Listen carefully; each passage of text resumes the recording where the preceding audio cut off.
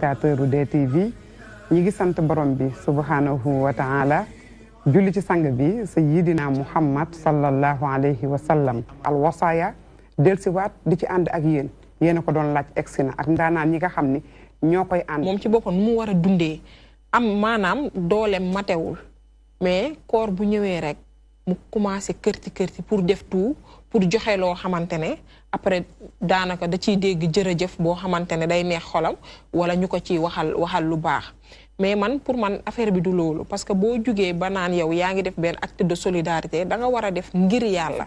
man je pense que teranga la ak raffermir des liens mais léegi xeebel yi si lay juddoo xuloo entre bu peccor ga si lay juddoo ñaawalante si lay juddoo wanante doole ci lay juddoo.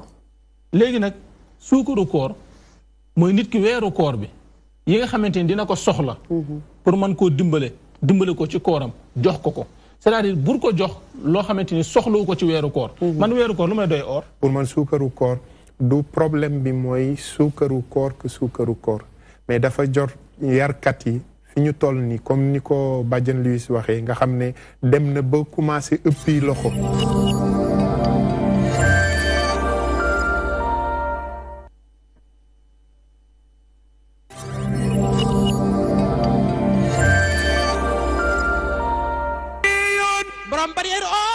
ca Madina bàyyi Fatima bint Rasulillahi nabiyullah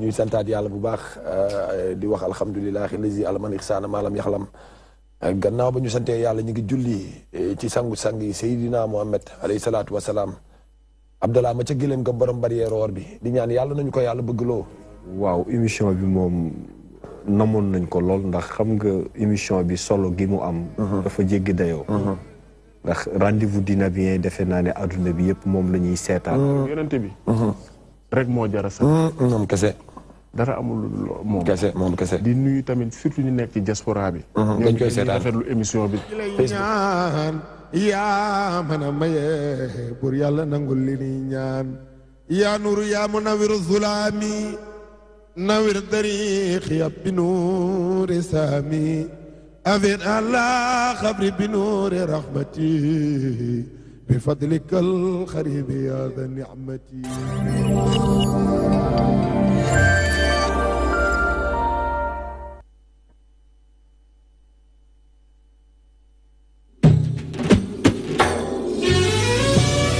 Le mois béni de Ramadan est au mois de Khewel. Votre télévision préférée, la DTV, vous présente des programmes qui vous permettront de passer un merveilleux Ramadan avec les émissions Jotayou Ramadan, Al-Wazaya, Koro Imam, Koro Seydina, Rendez-vous des Nabiens, Zikroula. Chers annonceurs, nous vous offrons une grande promo Ramadan. Pour chaque spot acheté, un spot vous sera offert. Avec la DTV, vivez un Ramadan Moubarak.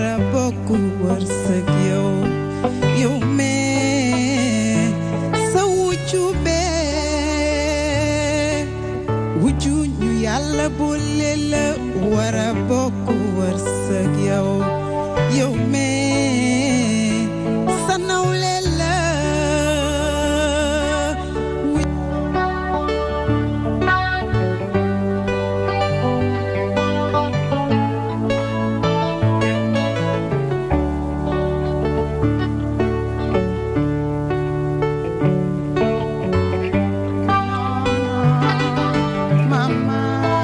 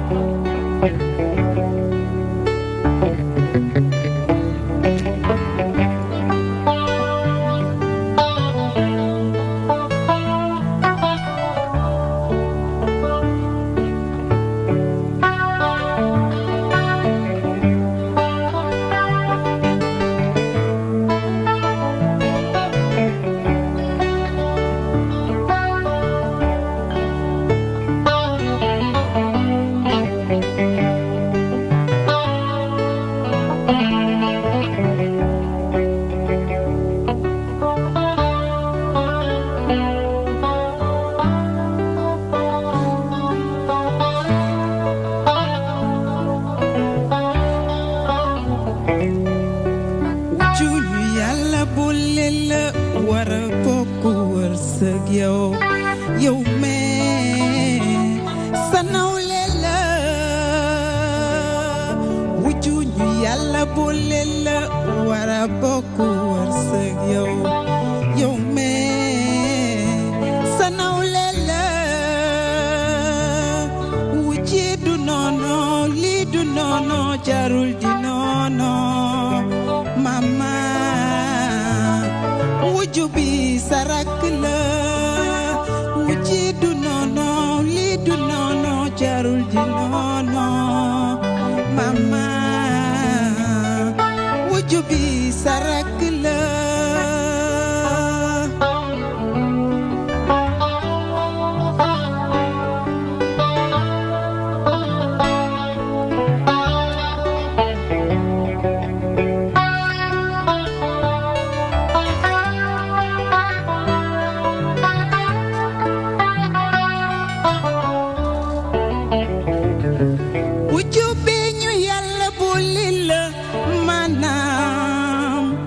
mama bu leen di jotee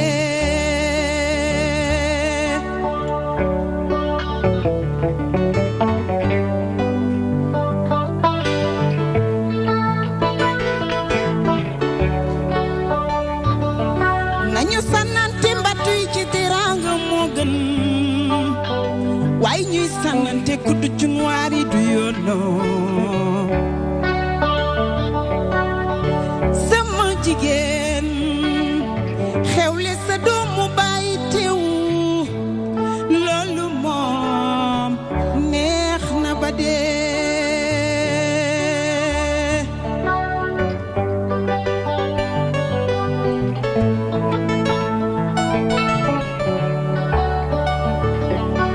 yow aw yow nanga yaatoo ñaareel bi bul ñëw yow nangu waaje ñetteel bi bul ñëw yow nangu waaje ba ñang fa fekk ñoom de ñoom duñu jommi awa ñaareel ñetteel ñeenteel yéen ñi la yee na ngeen juboo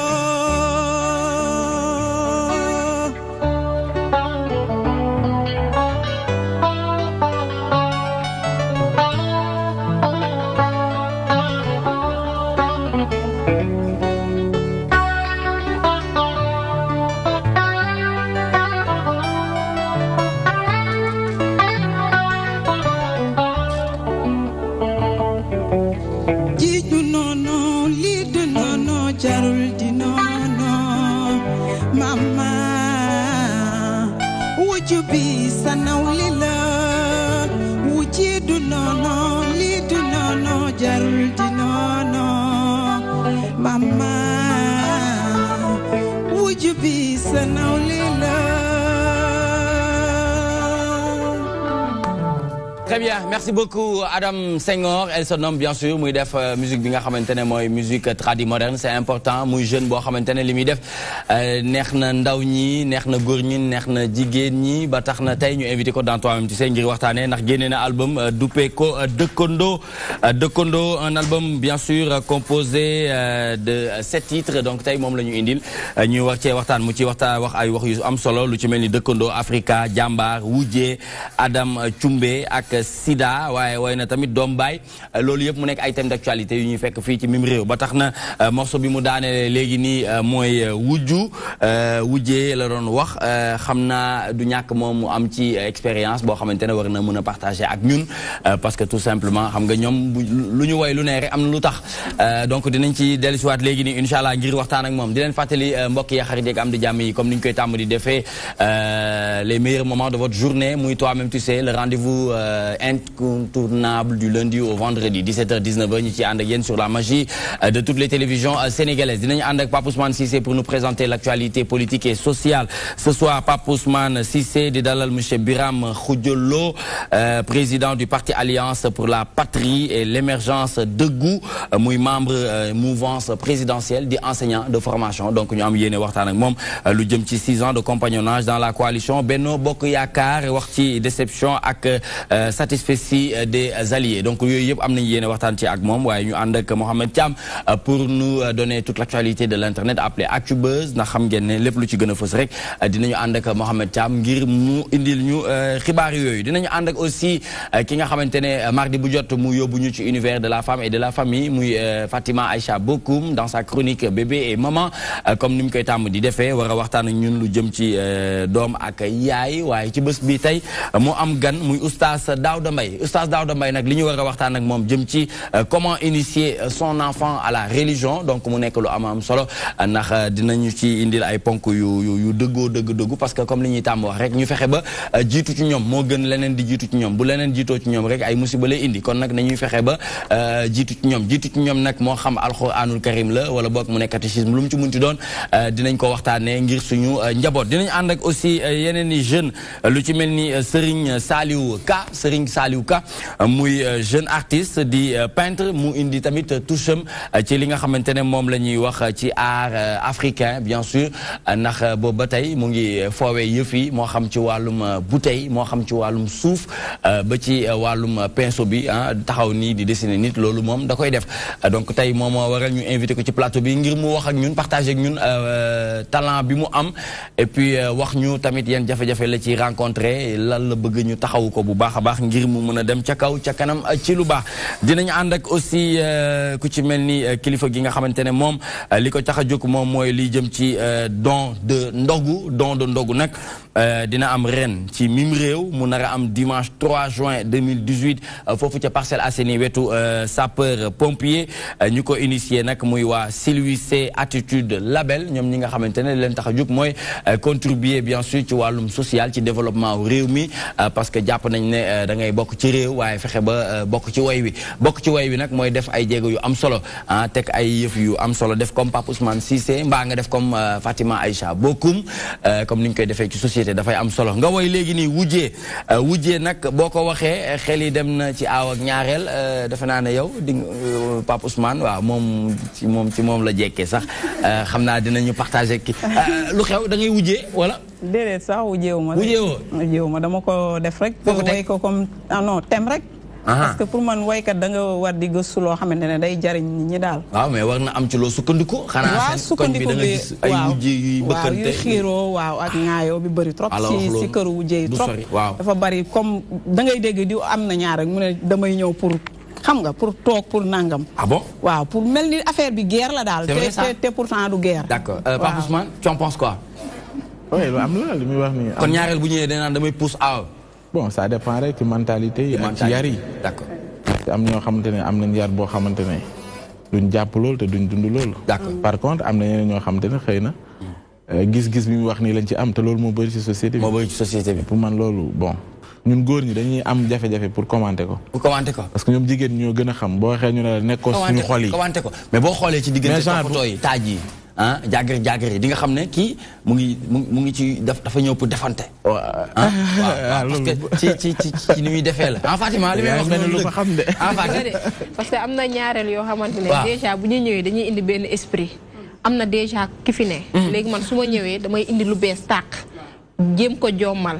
jéem ma indi loo xamante ne waaw indi loo xam ne déjà musu ko indi lu mu woy am na solo de mais boo bëggee dégg dëgg jamono ji moom wujjee pour man déli la pour yow déli ah bon waaw ndax la mu nekk déli xam nga bu njëkk da ngay gis ñaari nit ñuy wujjee ci kër waaw doo xam ne sax fii wujj am na fi da ngay foo ne ñii ay mag ak rakk lañ et tout wala ay bàjjan lañ ci biir kër gi mais jamono ji yow ñaareel bi da ngay ñëw boo ñëwee aaw bi gis ne kat sama jëkkër ji daa commencé changer mu ne lii loxo la léegi kële tamit amaana na te damay dégg jigéen ñi naan loxo moom waaw loxo lu def rek loxo waaw léegi tamit ñaareel ba danaan ak doole gi ma indi yëpp non des na lii tamit loxo la léegi après yow fooy mujjee ay biir boobu yow ku góor gi ay biir yu gonfale ngay mujjee parce que suyu sunguf lay mujjee doon moo tax nag ma ne déli foofu ngay waxee waaw foofu lay waxee dégg nga fi mu waxee parce que wujj bi comme ñaareel dafa ñëw rek ne dafa ñëw pour xeex donc en même temps day jóg ci beneen fànn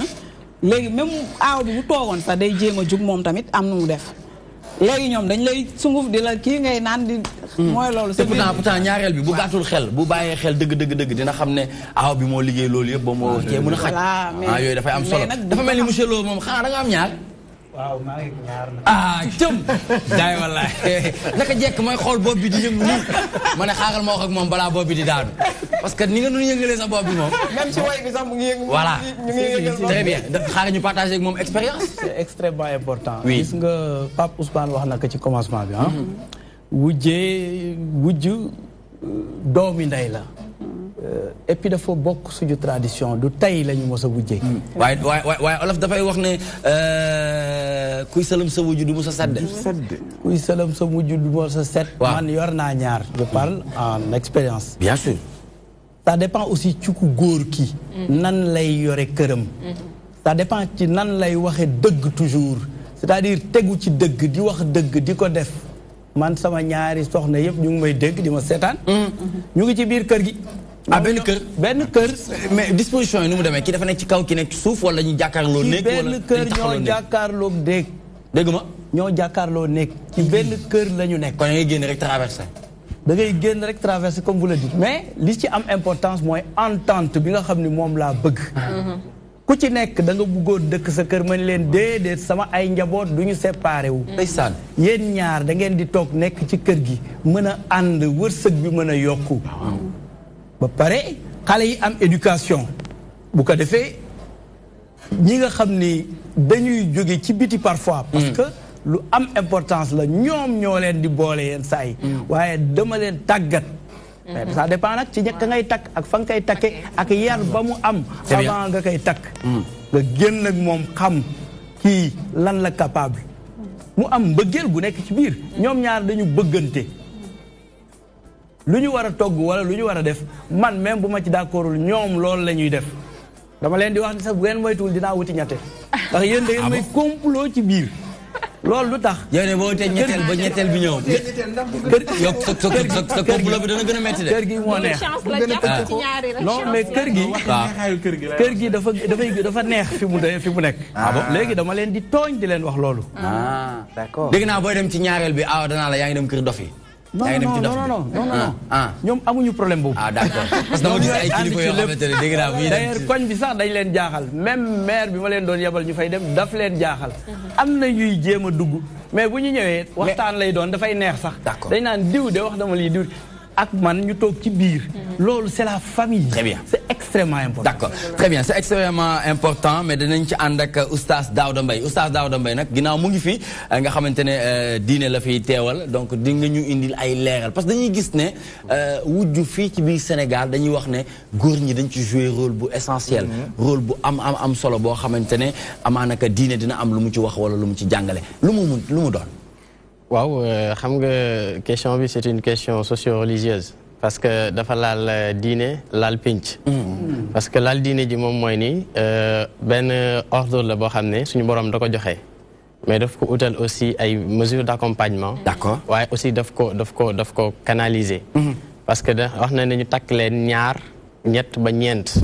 waaye ñaar ñett ba ñeent gi yow tamit aussi bu la diine joxe ba pare am na loo xam ne tamit société bi mu ngi fi.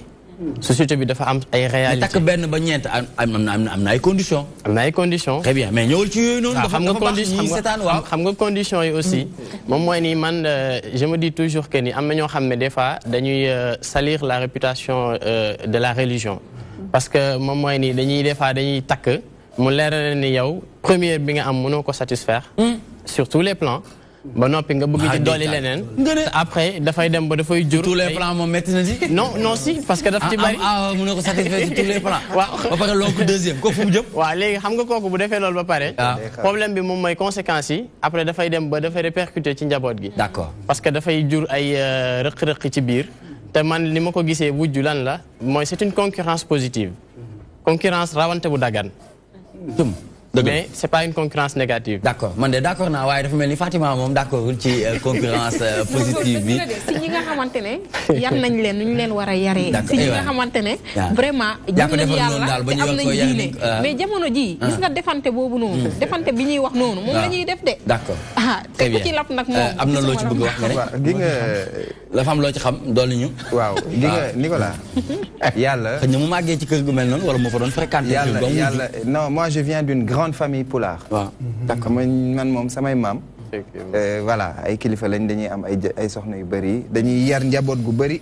ci ëtt te ku si nekk da ngay xam sa place. te dañuy soudé yàlla du cuune amul dara lu muy def si hasard. c'est pas pour rien que dans le monde il y a 7 femmes pour un homme. lim bi noonu la toll. noonu la limu jigéen ëppee góor. li tax yàlla daganal. góor am ba ñeenti jabar te deful inverse bi c'est pas fortuit amul dara lu yàlla def ci hasard donc il faut que tey jii pour xam nga mbir boo koy jàngat il faut toujours nga remonter à la source moo tax ma wax lii parce que nit bi bu amee xam-xam boobu am gëm-gëm boobu parce que nit da ngay am référence ci sa vie ci lépp vie conjugale ak vie professionnelle ak yépp léegi référence bi bu nekkee loolu nga dëppoo ak l'islam boobu xam li nga xam ni loolu la wax mais effectivement du nekk problème pour que nga war a wujjee sur la base que comprendre nga origine bi sens bi ak njëriñ bi nga xam ni moom la lay amal oui mais est-ce que tey xam nga mais là où le bas blesse mooy Sénégal est-ce que dinañ ko teg ci yoon boobu noonu dinañ ko teg fañ ko war a teg c'est da ngay gis koo xamante ne am na aaw am na ñaareel mais saa yu aayee ci aawo bi pratiquement ci ñaareel bi lay yendu lay def yu bëri lay def yu bëri xam nga sàcc ay stade waaw foofu lay xam nga yonent bi sallallahu alayhi wa sallam moom mooy exemple bi nga xam ne moom la ñuy jël yoroon na ay soxna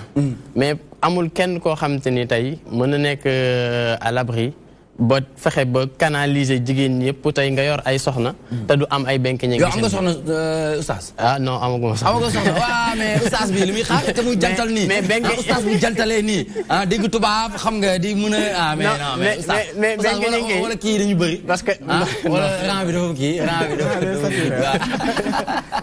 xam nga yéen sallallahu alayhi wasallam ay soxnaam dëgg la géré woon na leen xam nga amoon na ci doon nañu wax ni Sayyidatuna Aïcha moom la gënoon bëgg ci soxna yi mais teewul dafa doon wane tamit justice maandute équité bi nga xam ne moom diggante ak soxna yi te pourtant Aïcha dama tolloon na foo xam ne yenn soxna yi nga xam ne ñoo ko gënoon féete kaw mag dañ ko daan may ay d'accord dañ daan am na jour yoo xam ne dañ ko wax ni dañ ko doon may ay bi parce que comme que ñoom jël nañ âge Sénégal dafa mel gars yi ñooy nangu ay bi waaw moo tax ma ne la bu ko delloo ci concurrence positive bi parce que tamit ki nga xam ne moom moo fi nekk bu ko keneen fekkisee tey jii ñoom ñaar kenn ku ci nekk dafa am lu muy sàkku ci borom këram parce que mais nañu waxante dëgg soxna la te tamit góor la dañuy wax ne l'homme est né avec tous les instincts et les sentiments primitifs tempérés par le raisonnement et émotion parce que émotion bi nga xam ne moom moo nekk ci góor tey jigéen gi bu fekkee aawo bi tey dafay dab bànneexu borom këram te ki ko fekk si du bëgg mu yóbbul ko dara ñaareel bi tamit vice versa moo tax nag ku góor ki moom moo mën a stabiliser kër gi tamit fexe ba tamit ba fekkee ne bëgg na kenn ki ba commencé si jeng waaye tamit na delluwaat rek te xam ne tamit yàlla suñu borom parce que buy wax ni wala tuxsirul miizaan mooy ni toujours rek dafa bëgg nit ki nay def nii toujours très bien mais oustaz bul génn 2018 de mais bu nekkee lim bi takku na bu nekkee ndongo daara yu bëri nañ fii lañ koy annoncé waaw fii lañ koy annoncé kon di nga dellu si waat fii incha allah Fatima da nga ci jàpp mu ñëwaat incha allah très bien mais muy thème d'actualité thème de société muy li nga xamante ne moom lañ doon waxtaanee muy wujjee donc parce que loolu la ñuy xaar ci artistes yi yéen ñi ngir ngeen jàngale ci jàllale ci ay message yi nga xamante ne ñoom bu ñu toogee seen i ay kër wala toog seen i ay bureau di ko dégg ñu jëlee ci ay références yu am solo ñu bëggoon xam rek ba nga tàmbalee musique ak tey def na ñaata diir. mu ngi bëgg a yàgg def na ëpp na ay 18 ans moom vraiment. oui mu ngi bëgg a ëpp 18 ans. ñaata album dans la totalité. premier album pourquoi qu'est-ce qui se passe lu xew. dara metti rek xam nga fii musique bi moom dafa xaw a dafa metti. vous êtes marié non. oui. très bien très bien sama jëkkër woykat la Seydina Diop. macha allah mooy sama jëkkër Seydina Diop. macha allah mooy sa borom kër. waaw très bien mooy sama borom kër. d'accord 18 ans de carrière ça fait quoi boo defee 18 ans de carrière aujourd'hui nga am benn album composé de 16 titres qu'est-ce que ça fait. non da ngay sant yàlla rek sant yàlla parce que tam bu mettee nga jéem en tant que jigéen jéemal sa bopp jéem a produire sa bopp di jéem a def sa promotion mooy loolu daal metti na trop mais damay jéem rek pousse ba xam lu ci yàlla di def. waaw mais metti na dafa metti vraiment. parce que fii musique bi moom mooy loolu dañuy wax ne boo fi amul papa woykat wala amoo fi maam woykat siiw dafay jafe même boo mënee li ngay def day jafe. waaw mais tamit dañuy jéem rek forcer def li ñuy def ba xool lu yàlla di dogal daal. waaw d'accord très bien merci beaucoup on y reviendra tout à l'heure inchallah dinañ ci gën a yaatal ak yow ànd ak yow ngir waxtaanee carrière bi ak perspective bi yi nga xamante ne mën nañ ko xaar ci sa biir musique moom mi nga xamante ne tey moom la ñu dal muy Adam Senghor di une voix rossignol bien sûr donc tout de suite ñu ànd ak Mohamed Thiam pour nous présenter l'actualité de l'internet appelé Actubuzz.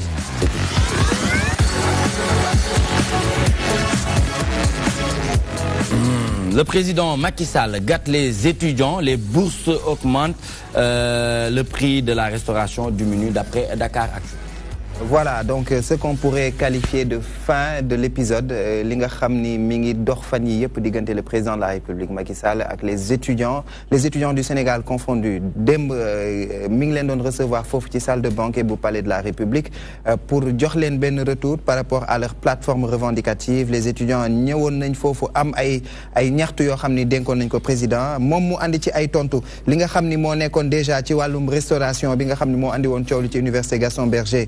Ndekki bi nga xam ne mi ngi nekkoon ci 75 francs yóbbu na ko ci 50 francs añ bi mi ngi tolloon ci 150 ak reer bi jëlee na ko foofu yóbbu ko ci 100 francs mais beneen mesure boo xam ne président jël na ko également ci wàllum bourse yi bourse entière bi nga xam ne mi ngi tolloon ci 36 000 francs yóbbu na ko 40 000 francs bourse demi bourse bi tolloon ci 18 000 mu yóbbu ko ci 20 000 mais aide yi nga xam ne moom lañ doon jox ñi amul woon bourse jëlee na ko ci 60 000 francs yóbbu ko ci 65 000 francs donc mu nekk une réponse boo xam ni président Macky Sall andi na ko une réponse qui est perçue de façon positive par les étudiants puisque moo nekkoon lenn ci li gën a mag ci li nga xam ne ñoom doon nañ ko ñaxtu waaye nee nañ ñoom étudiants yi yemul foofu parce que am na yeneen mbir yu bëri yoo xam ni war nañ ko saytu foofu ci wàllum université bi de façon générale pour que enseignement supérieur bi gën a mën a jaar yoon relayé par nos confrères de Dakar Actu. Très bien, merci beaucoup pour cette première actualité de l'internet ñu àndoon ci ak Dakar Actu son excellence le premier sénégalais mu def jéego bu mel nii mu di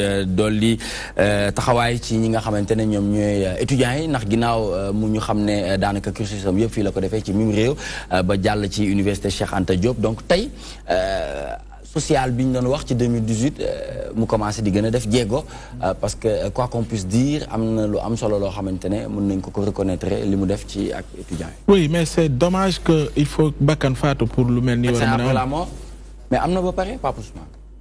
mais lan moo taxoon ñu yegg fii doon naa xaar ñu wax ñu enquête bi fan la toll. ci faatu Fallou Sène parce que pour man li ëpp ci coow li loolu la. mooy ni bakkan moo rot lu mel noonu waratul am il faudrait que ñu teg ay sanctions ci ñi nga xamante ne ñoo ko commettre fan lañ ci toll. oui xëy na duñu étudiant dañu wàññi lee yokkal leen lee xëy na am na ñu koy accepter am na ñu ko gisee rafetlu ko. mais nañu nuancé wax ni du étudiant yëpp a gis seen bopp ci loolu. am na ñoo xam jàpp nañ ni du loolu lañ doon xaar et puis. gis nga fii bon xëy na soulagement am na ci yokk bourse wàññi ticket ci ñenn ñi. mais en réalité maanaam chaque année ñi am bac di dem université. bu fekkee ni ba léegi lim boobu mu ngi yokk et que amuñu politique d'ensemble bu mën a fexe à ce que ñu fexe ni ñu désengorger un peu suñu université yi xam nga fan la ñuy mujj. mooy comme ni ñuy gis rek que ñeneen dañuy nekk université pour passe-temps jóge fa génn. duñu xam lan la ñu doon amuñu qualification amuñu métier bëri nag ci réew mi chômage day yokk pour man. la question fondamentale mooy que ni dañu war a réfléchir xool est-ce que université ñëpp ndongee ñoo fa war a dem. wala est-ce que dañu war a mën a jël ñenn ci yenn filières yi. yokk lu ñuy wax naan maanaam yeneen i université yoo xam dina mën a jël gap bi. ñu xool nan la ñuy orienté ñeneen ci yeneen secteurs yi. pour que université yi bañ a doon rek. ku am bac rek dem fa. pour man c'est des grandes questions yoo xam ñu ngi ciy xaar. absolument très bien mais ñu bëri ñoo ngi wax tamit ne ñoo ngi pour yi saafarawu amaana que est-ce que baaxul ñu jël région bu ne ñu jéem fa mettre benn université ngir doom yi nga xamante ne ñoom ñooy jàngee foofu ci région boobu bu ñu amee bac rek ñu xam ne université bi mu ngi seen yoon mais tey li ñu gis mooy yokk na toutes les bourses wàññi yëf yi lu ci tollook ndékki moom jamono ji fukki dërëm la pour étudiants yi déjeuner muy añ muy 100 francs ah donc reer 100 francs donc yooyu tamit nekk na ay jéego yu am solo ci wàllum social. waaw nekk na ay jéego yoo xam ne ñu ngi koy rafetlu parce que en définitive comme ni ko Ousmane Cissé waxee médecin après la mort c'est-à-dire lii waroon nañ ko mën a def seenu woon nañ ko bu yàgg mooy lan mooy depuis 1984 bourse yi kañ lañ ko gëj a yokk il faut dire que maa ngi waxtaan ak sama benn xarit mu ni ma en 74 en 76 mi ngi amoon 24 000 francs de bourse dégg gisal 76 ak léegi nga xool salaire yi combien de fois la ñu yokk mais 24 000 76 74 du 24 000 2018 de. c'est ça le problème loolu laay wax. ba pare lañ dafa doon faj bu mu gàccee. tey loolu ñu yóbbu ko 36 000 mais 36 000 est-ce que mun na régler problème boobu. mu indi pëccëxoo boo xam ni gosses yi ils ont des problèmes. donc li mu def rafet lu nañ ko mais man li ma doon seenu mooy un peu laal nga ko c'est-à-dire nous avons des problèmes pourquoi parce que ñiy génn université ñëpp du ñu am métier du ñu am liggéey ñàkk liggéey boobu moo tax secteur d'activité yëpp tey dafa am ay nit yu fa dugg yoo xam ni peut-être bëgg fu ñu dugg moo tax ñu dugg fa te loolu li muy indi mooy dem ba bombe sociale boobu ñuy wax ni gaañi kat bu ñu génnee du ñu liggéey muy 150 000 jeunes yoo xam ne dañuy génn université du ñu liggéey loolu dafay indi problème lu ñu war a def quelle est la solution dañu war a commencer école formation mooy école atelier xam nga ñu ngi ko commencé à l'université man waxoon naa ci dama ni leen kenn du ko commencé université xale bi dafa war a am métier bu si suba see ñu dem école bu ci ngoon see bu dem atelier ça dépend sur son choix man mii ngay gis jàngalekat laa tey sam papa daf ma doon wax biram góor day am métier ma ne ko papa maa ngi jàng mu ne ma waaye sama métier bii may def buy mécanique dama bëgg nga xam ko ba ëllëg mu mën la jëriñ lu mu jur tey sama oto su paanee damay simbeeku ci koñ bi di ko dépanner ñu ni mais c'est pas possible musée et cetera alors que métier boobu am naa ko daf may jëriñ am naa sama benn xaritu ministre boo xam ne daf may wax ni ma da nga waroon bàyyi lii nga tijji atelier parce que am na oto boo xam ne saa yu paanee man rek maa ko mën a dépanner donc da ngay am jàng mais am métier ba pare ñun suñu besoins yi ñu am pour ñu satisfaire ko mais c'est par le travail mais boo xoolee 80% des besoins sont satisfaits par l'étranger besoins yooyu fa la liggéey làqu d'accord yow bu fekkee am nga besoin ñii di génn université war nañ ko mën satisfaire bu ko defee dinañu liggéey mais bu fekkee ni besoins yi extérieur moo koy satisfaire suñu jeunes yi du ñu mën a liggéey loolu nag li koy mandargaal mooy ñu réformer suñu système éducatif bi système éducatif bi moo baaxul la ñu soxla woon en 1960 ak li ñu soxla léegi bokkul les choses changent or le système est toujours le même dañu bëgg di former ay nit yoo xam ne dañuy jàng noonu rek waaye du ñu mën a defar big bi d'accord très bien c'est important ah loolu nekk na lu am solo waaye tamit ñu nekk ci réew moo xamante ne dañuy gis ne même bu chef de l'État di defee ay jéego ñoo ngi wax ne waaw li nga def rafet na waaye boo defoon nii ak nii ak nii est-ce que loolu tamit dina dem ba mën a defar réew pour mën a dem ci kanam waaw mais lii nii bu ko nit ñi gisee gis nañ ne lu rafet la gis nañ ne déjà c'est une bonne chose mais man surtout ñu koy jot waaw surtout si ñu koy jot parce que boo xoolee buñ daan teg calendrier scolaire bi grève da ciy am forcément man depuis bu ma juddoo ba tey loolu laa mës a gis université di grève mais li ma si jaaxal ñoom buñ daan grève nekkul woon pour ñu augmenter bourse yi mais retard bi moo tax lu ci ëpp retard bourse yi moo tax ñu doon grève donc loolu il faut que ñu tenir ci compte parce que nekkul ne augmenter nañu bourse yi et tout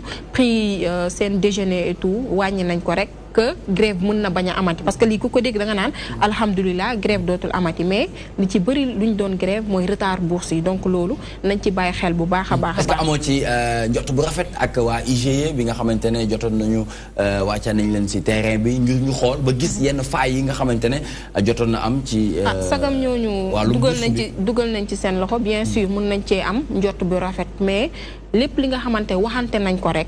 nañ ci bàyyi xel parce que du benn du ñaari yoon ngay gis jaxasoo am pëccëxoo am ñaari kilifa wala ñi nga xamante ne ñoom ñooy les concernés ñu toog waxtaanee ko ba ñu ne lépp sayee mais jour bi nga xamante ne jëf dafa jot après ku ci nekk def lu la neex donc kon que jël nañu décision bi ba ku ci nekk nga gis ci seen bopp surtout les étudiants donc surtout nañ ko respecter et que li tax étudiants yi doon grève ñu bàyyi ci xel mooy retardu bourse yi. étudiants yi ñoom tamit ñu xool tamit ñoom de leur côté ñu gën a organiser waat seen mouvement yeeg yooyu noonu parce que parfois ñoom si seen biir duñu sax juboo kon ko état bi jox na leen seen parole et que nee nañ ñoom dinañ def lu leen war ñoom aussi nañu gën a organiser waat à l'intérieur ñoom aussi ñuy mën a tamit di organiser étudiants yi parce que ay ñàkk juboo ci benn côté mën na indi ay nu mu tudd mën na indi ay tiraillement ci yeneen côté ba grève commencé di am donc loolu nañ ci bàyyi xel bu baax a baax. Très bien ñu bàyyi ci xel dafay am solo waaye oustaz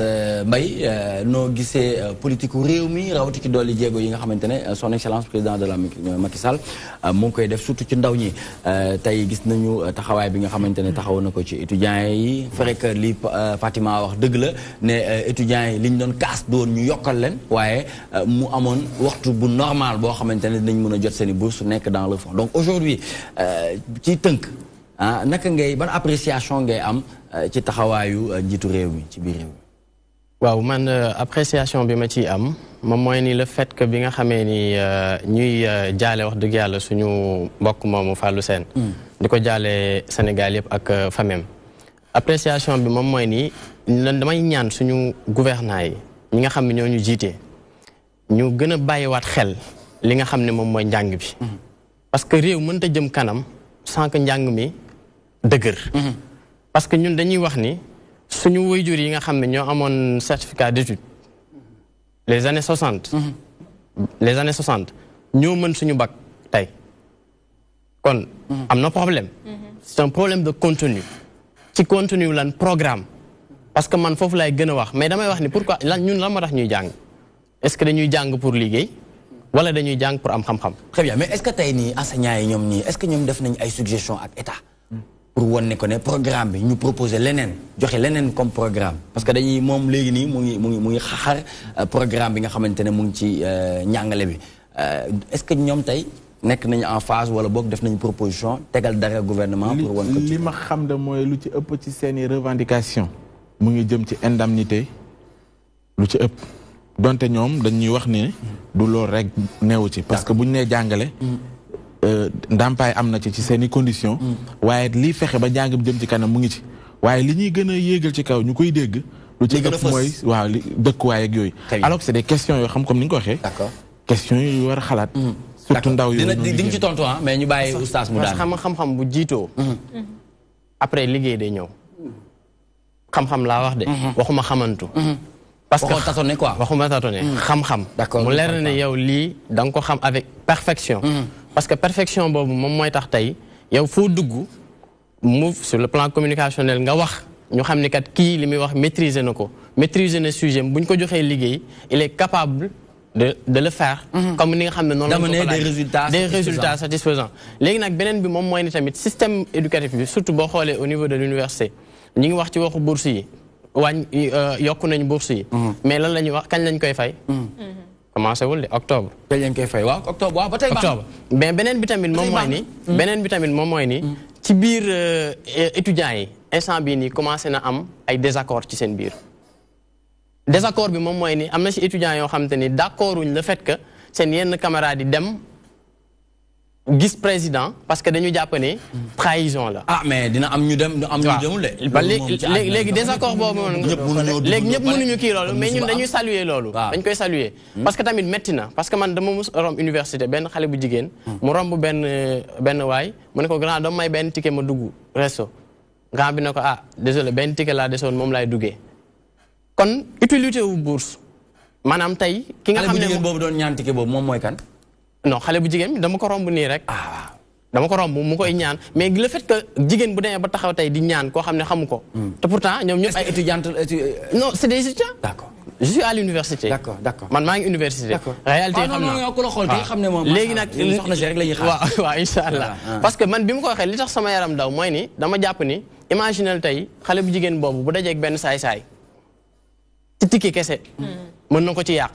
mën na ko ci chantage. Bon mais ça dépend ci jigéen boobu tam li mu gëm. non ça dépend mais dama ne maam yooyu yëpp ay tentation la yoo xam ne ça existe. donc nag li nga xam ne moom moo ci nekk ñu fexe ba comme que ay jéego am na ci c'est à saluer.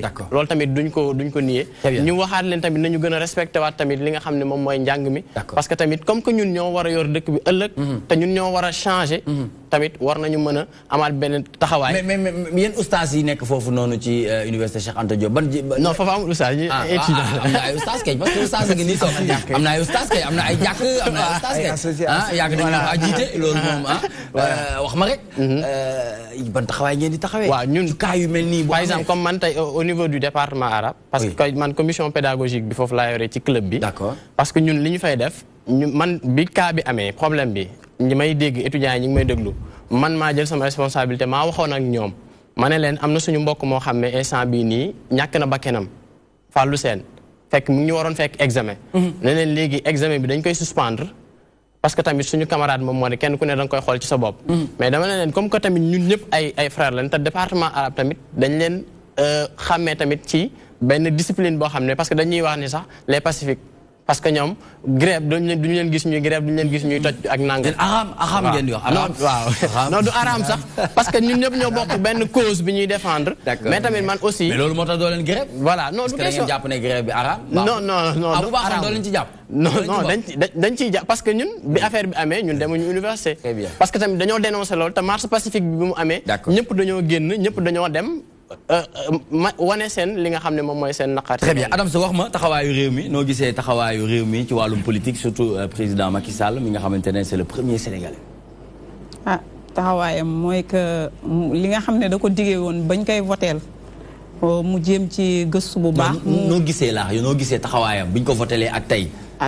ci anam yu bëri ci mim réew waaw. ci sama gis-gis man daal am na lu baax am na lu bon ndax du ma wax ne lépp a bon. mais na xool li nga xam ne moom la ñuy wax ne moo matul. mu jéem koo mottali. boo jàkkaarloo noonu moom tey mu am ñaari ponk yoo xamante ne bëgg nga mu soppi ko lan nga jàpp ne war na ko mën a soppi la ci lan ak lan. man de côté transport bi laa yoon tali bi. tali bi dafa xat trop. tali bi kañ gars yi ne xatul la ne non dafa xat ñoo xaw a kii rek ñoo ñàkk compréhension. non dafa xat dafa xat. ah bon xaw ma nag nan la ñuy def ba yoon yi gën a kii parce que nit ki da ngay gis.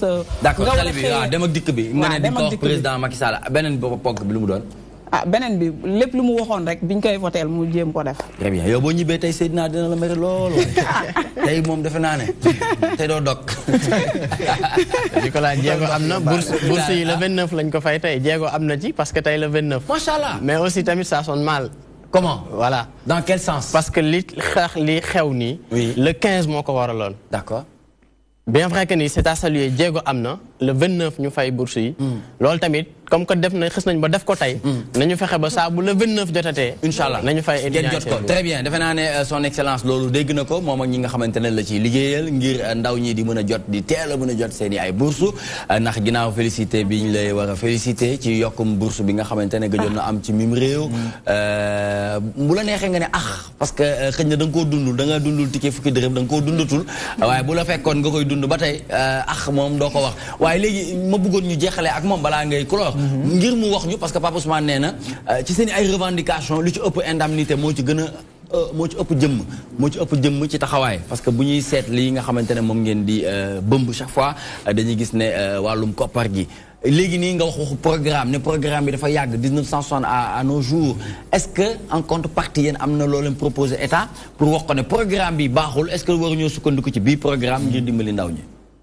am nga loolu li koy indi mooy volonté politique c'est-à-dire président bu ñëwee ak programme am bu dee ñëw ñu jox ko réew mi mu ni lii dama bëgg mu soppeeku waaye ñële ñooy techniciens yooyu dama koy teg seen loxo pour mu soppeeku indi ci parce que lii may wax programme la déjà c'est-à-dire à partir de la 6e ñuy def école atelier mais loolu volonté politique la techniciens yi ñoo koy mettre en exergue ak ñi nga xam ni mooy entreprise yi mooy atelier yi ñoom it ñu réformer leen def leen dans les conditions ba ñu mën a accueillir élèves yooyu yëpp amagul wante dama lay fàttali di révolution industrielle lan moo ko indi woon mais c'est parce que on a mis les savants à l'aise il faut que kiy joxe xam-xam nekk tuuti à l'aise waaye bu nekkul à l'aise dafay am problème c'est-à-dire mënuloo jàngale di am problème je prends pour exemple directeur d'école yi nga xam ne ñu ngi naan ay directeur d'école lañ depuis 1980 ba léegi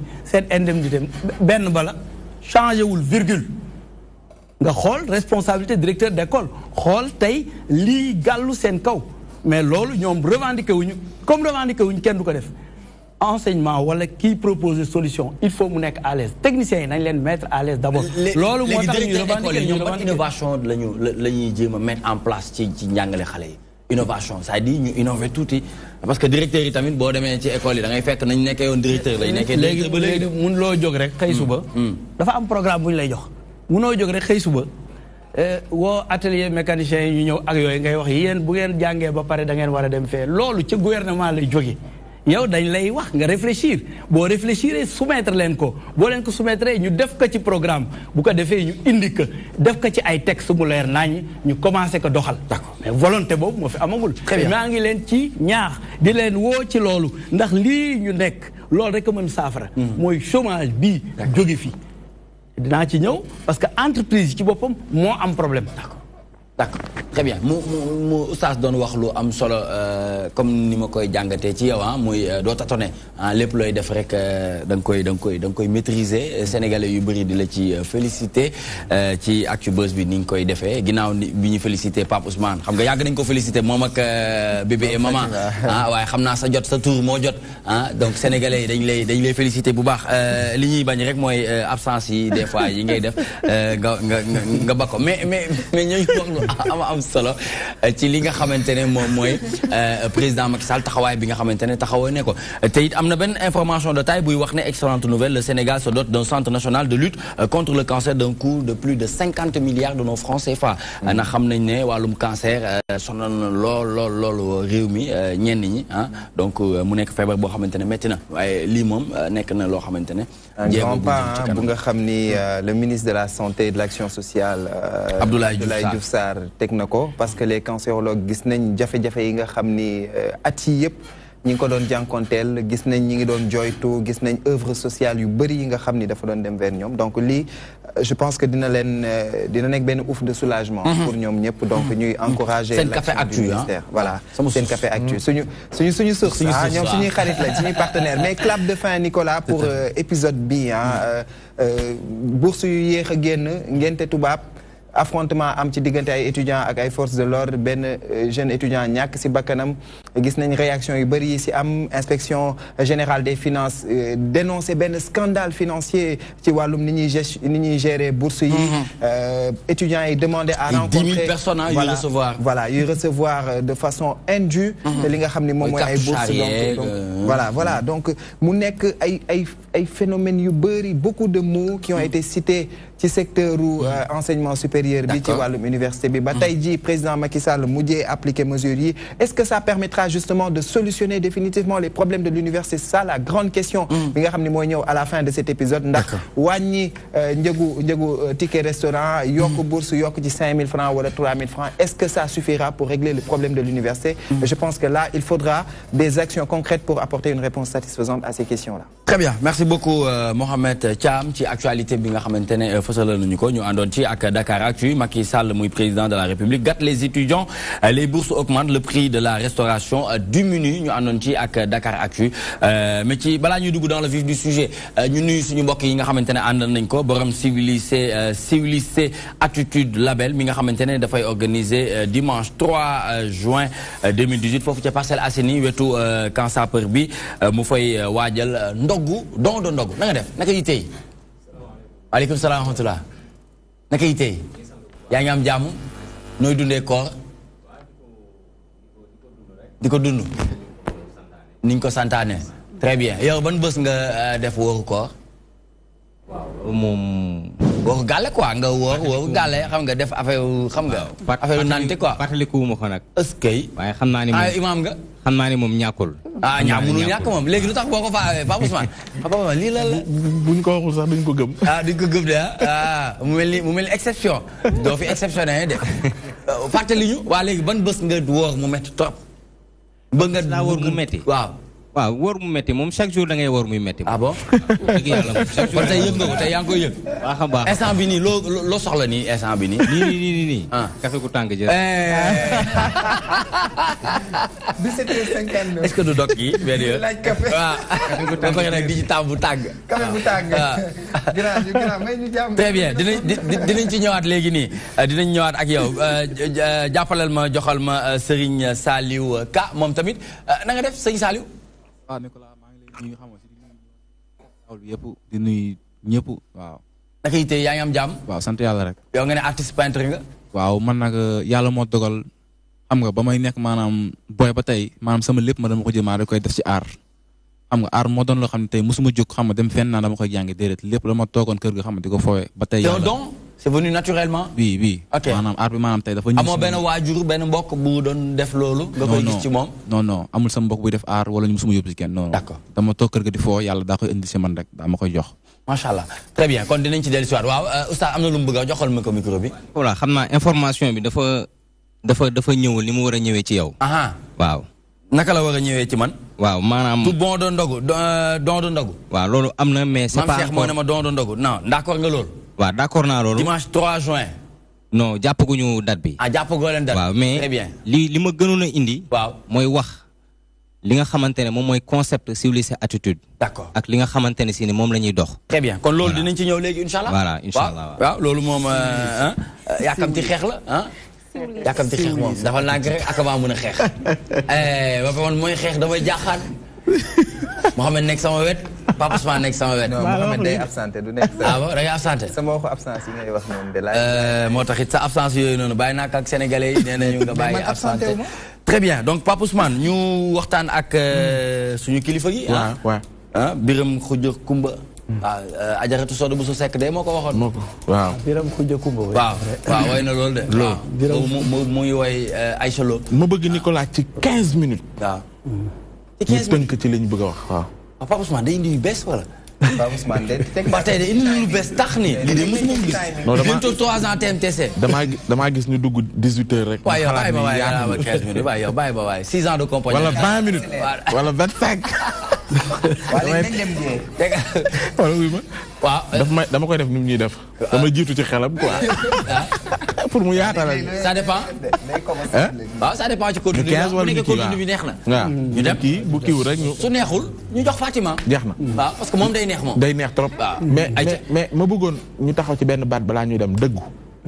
ma jàpp ko ci seen parti bi dëggu. dëggu mooy sorewu leen dëgg.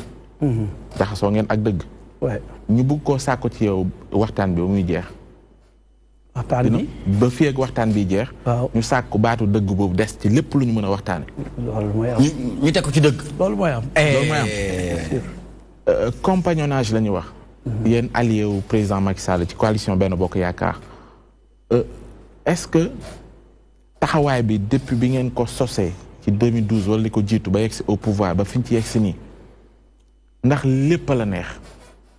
bon foofu damay jëkk rectifier tuuti c'est-à-dire ñun APE dëggu bokkuñu Benno Bokk Yaakaar bokkuñu aussi Macky 2012 ñun dañuy jàppale président Macky Sall ak sa politique mais ay non aligné lañu loolu dafa am lu ko waral. mais allié ngeen. te loolu way allié non aligné te loolu li ko waral mooy dëggu boobu ngay wax. ndaxte comme ni nga ko waxee xëy na du 2012 parti bi mu sosoo xëy na yàggul doonu wante ñu ngi doon xool actualité politique bi c'est-à-dire 2012 ba léegi li xew ni ñu ko mën a jàngate mooy que am na yu bare yoo xam ni président waroon na ko def yoo xam ni xaw na sooxe muy ci wàllu njàng mi parce que dañu bàyyi ba 2018 ñu soga mën a accueillir les enseignants soga leen di satisfaire te may fàttali ni. seen àndoo d'abord ak moom ci lan la lalu. dafa lalu ci une nouvelle forme de faire la politique.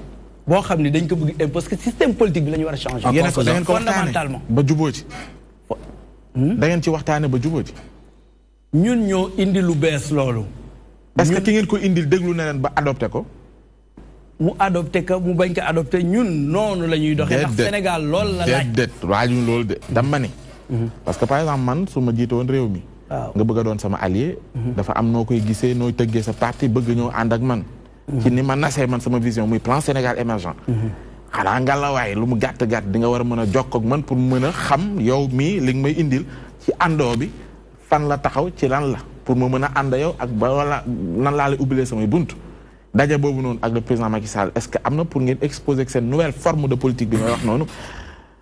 balaa ngeen di xalaat ànd ak moom. ñun d'abord avant ñuy créer parti bi dafa am fu mu nekkoon opposition boobu je n'étais pas le président du parti. foofu la jël boobu commissaire moo nekkoon président parti. commissaire Keita moi j'étais le secrétaire général. alors bi ñu demee ba si yàgg mu am lu mu gis fële ca Abdoul Mbaye xëy na. dem fa ñu def assemblée générale mais ñu ni dañuy changer tour parti bi waaye dañuy changer également stratégie c'est-à-dire nekkuñu woon opposition lañu nekkoon mais pouvoir lañu àndal léegi loolu il faut nga may ma expliquer la. lu tax opposition ngeen nekkoon mais pouvoir ngeen àndal. non opposition lañu nekkoon mais bi ñu changer tour parti bi. ba pare pouvoir. la ñu dem ni dañuy jàppale Macky Sall mu tegu ci ay anam yoo xam ni dama la bëgg expliquer loolu ba mu leer. te loolu mooy ñëw si système politique bi ma lay wax. mooy lan ñun dañu yaakaar ni bu fekkee ni ñun ñii nekk nañu di xëccoo ab réew mi ñu bokk ko bu ko defee ñu jiital Fatima mii ñun ñëpp suñu devoir mooy ñu ànd ak moom jàppale ko di ko def ay suggestions yoo xam ni c'est constructif et positif ñun noonu la ñu jàppee. mais ci kaw nag njiit loolu xam loolu. xam na ko. nu mu ko xamee yëgal nañ ko. mais jotuñu toog ak moom. yëgal nañ ko. yëgal nañ ko aussi ñi mu àndal. depuis 2000 lii laa doon laaj depuis 2 minutes. depuis 2000. depuis 2 minutes. li nga ma wàcceel nii laa doon laaj ndax yëg na ko. est-ce que jot ngeen toog ak moom jot na xibaar bi jot na kii bi. dem nañ ci premier ministre nu mu réagir. bon xamuñu réaction ba léegi. très franchement xamuñu réaction ba léegi mais ñun suñu devoir la ñuy def. mooy foofu laa bëgg jëm. mooy c'est-à-dire bu ñu falee njiitum réew. parce que bi ñu nekkee ak commissaire woo nañu. mais bi ñu woowee commissaire ne voulait pas partir léegi ñun bi ñu jëlee mbir mi en place teg nañu ay jéego yoo xam ni mi ngi jëm ci jàppale ko waaye jàppale bi mooy lépp lu nga xam ni def na ko mu tegu yoon ñu tàccu applaudir lépp li nga xam ni def na ko teguwul yoon ñu critiquer ba pare joxe ay suggestions positives et constructives ñun ñu jàpp ni réew noonu la war a doxee parce que système politique bii ñu fi am tey mooy système politique boo xam ne dañ ko jéggaani muy système politique bi muy constitution bi muy lépp li nga xam ne ñu ngi koy doxee tubaab bi dafa roof galgal c'est-à-dire dañu inspiré wu fële te dañu am suñu culture am suñu cosaan am loo xam ne dañ ko war a intégrer ci loolu mooy lan mooy depuis 1960 ñu ngi jàng école comme ñu ngi jàng école nag xam nañu la xew ca école boobu civilisation ak ñoom ni ñuy doxee ak seen constitution ñun xam nañ benn ñun ñu jàng alxuraan Cheikh Ahmadou Bamba nekk fi nekk exemple sëñ Cheikh El Hadj Malick nekk fi ak yeneen mag ñi nekk fi ñu am tamit suñu culture muy ñoom Lat Joor li ñu fi def ak leneen loolu yëpp dañu war a def symbiose bi tëggaat une nouvelle manière de faire la politique. waa ci kaw nag la ngeen tëgg d'abord muy seen parti mun koo wuyoo doon ko est-ce que loolu am na. loolu la ñuy wuyoo ba ñu commencé ba léegi. te du ñu ci jóg nu ngeen ko tuddee. du APE dëggu Alliance pour la patrie et l'émergence dëggu la parti bi tudd. maanaam su ma la waxee loolu mooy tekki bi baat yi loo bëgg ñu déggee ko. ci seen parti boobu noonu. pour que ñu mën a gëm ni la muy refléter mooy li ñu wax léegi. dañu war a soppi système bi ñuy politiquer ci. mais ci 6 ans de compagnonnage est-ce que amuñu 6 ans de compagnonnage. amul déedéet. ah allié non aligné wala waxul loolu la wax nee na allié non aligné. waaw nekkoo ci mouvance présidentielle. c'est-à-dire dafa des explication yi peut-être. j'ai dit que parti bi. président Macky Sall ngeen àndal waaw wala déet. moom la ñu àndal. parti bi 6 ans nga wax. waaw d'accord bi ñuy ànd ak moom. déedéet dama dañoo jël d'une manière générale. waaw coalition Benno Bokk Yaakaar waaw. non man dama ko doon wax 6 ans nguuru président Macky Sall. exactement loolu la ñu wax. voilà mooy 6 ans yi. 6 ans yooyu laay ñëw ak avant 6 ans yooyu. c'est-à-dire système politique bi ni mu tëdd depuis 1960 ba léegi loolu laay wax. si ko laaj mu war a tontu de wala. depuis 1960 ba léegi dama ni système politique bi ni mu tëdd. enseignant na nga may waxuñu ni Macky Sall bi mu faloo parce que Macky li muy def ak li ñi ko jiitu doon def tuuti bare na lu ci méngoo ñun changement boobu la ñuy wax parce que li ma wax ci système éducatif du ci Macky la commencé li ma wax ci constitution bi nga xam ni dañ koy téye nu mu la neexee nga tourné ko bu ko defee bu la arrangé li la arrangé nga def ko la arrangé wul nga bañ ko def kon bu ñu la déggee nii dafa mel ni kon parrainage dafa mel ni bokkul ci lu la neex lu la satisfaire loo xamante ne am nga ci lu doy parrainage bi wax naa ci parrainage bi sur le principe baax na waaye parrainage doo bàyyi ba 10 mois des élections te wax naa ko wax naa ko ci télévision ci rajo yi mu dégg que d'accord ci loolu d'accord ñu ci parrainage à 10 mois des élections day indi pëccëxoo dañu war a wut jàmm xam nga mi ngi doon def parrainage mu indi ñu génn ñuy sànni ay lacrymogène lii tey xew université mënoon na xew foofu d'accord léegi donc loolu mooy problème bi àndoo ci façon bi ñu defee parrainage am na loo xam ne àndoo ci aussi ci système bi wàllu njàng bi ni mu sooxee ndax mën nga cee yokk yeneen yoo àndul ñu xam fan ngeen ci féete ci yeneen yu ngeen àndul ci réew mi ñu muy doxee ci koom bi yenn saa ñu wax ñu ay croissance à 7,3 deux chiffres parallèlement ñu gis suñu entreprise yi ñu ngi gën a dee am nañ benn patronat bi fi nekk boo xam te ne ñuy xaar buñ ne économie bi war a dem secteur privé national bi xaw ko tiire ñu ngi gis multinationales yi ñu ngi gën a am doole ci réew mi ñu ngi gis collaboration entre France ba nit ñi sax di tuddee président Macky Sall benn. c'est nos amis ah. waaw c'est nos amis ñeneen ñi am nu ñu koy woowee sax ba koy woowee benn. mais bul fàtte foofu noonu ñu ngi doon wax ne dessert bi tamit ah 4 communes yi ñoom ñoo ko doon jot. 4 communes yi Gorée Rufisque ñeneen ñi ñu ko doon jot ay ñambi leen doon dessert ñambi bon ni ñu leen tuddee nag du ma ko wax ci télé.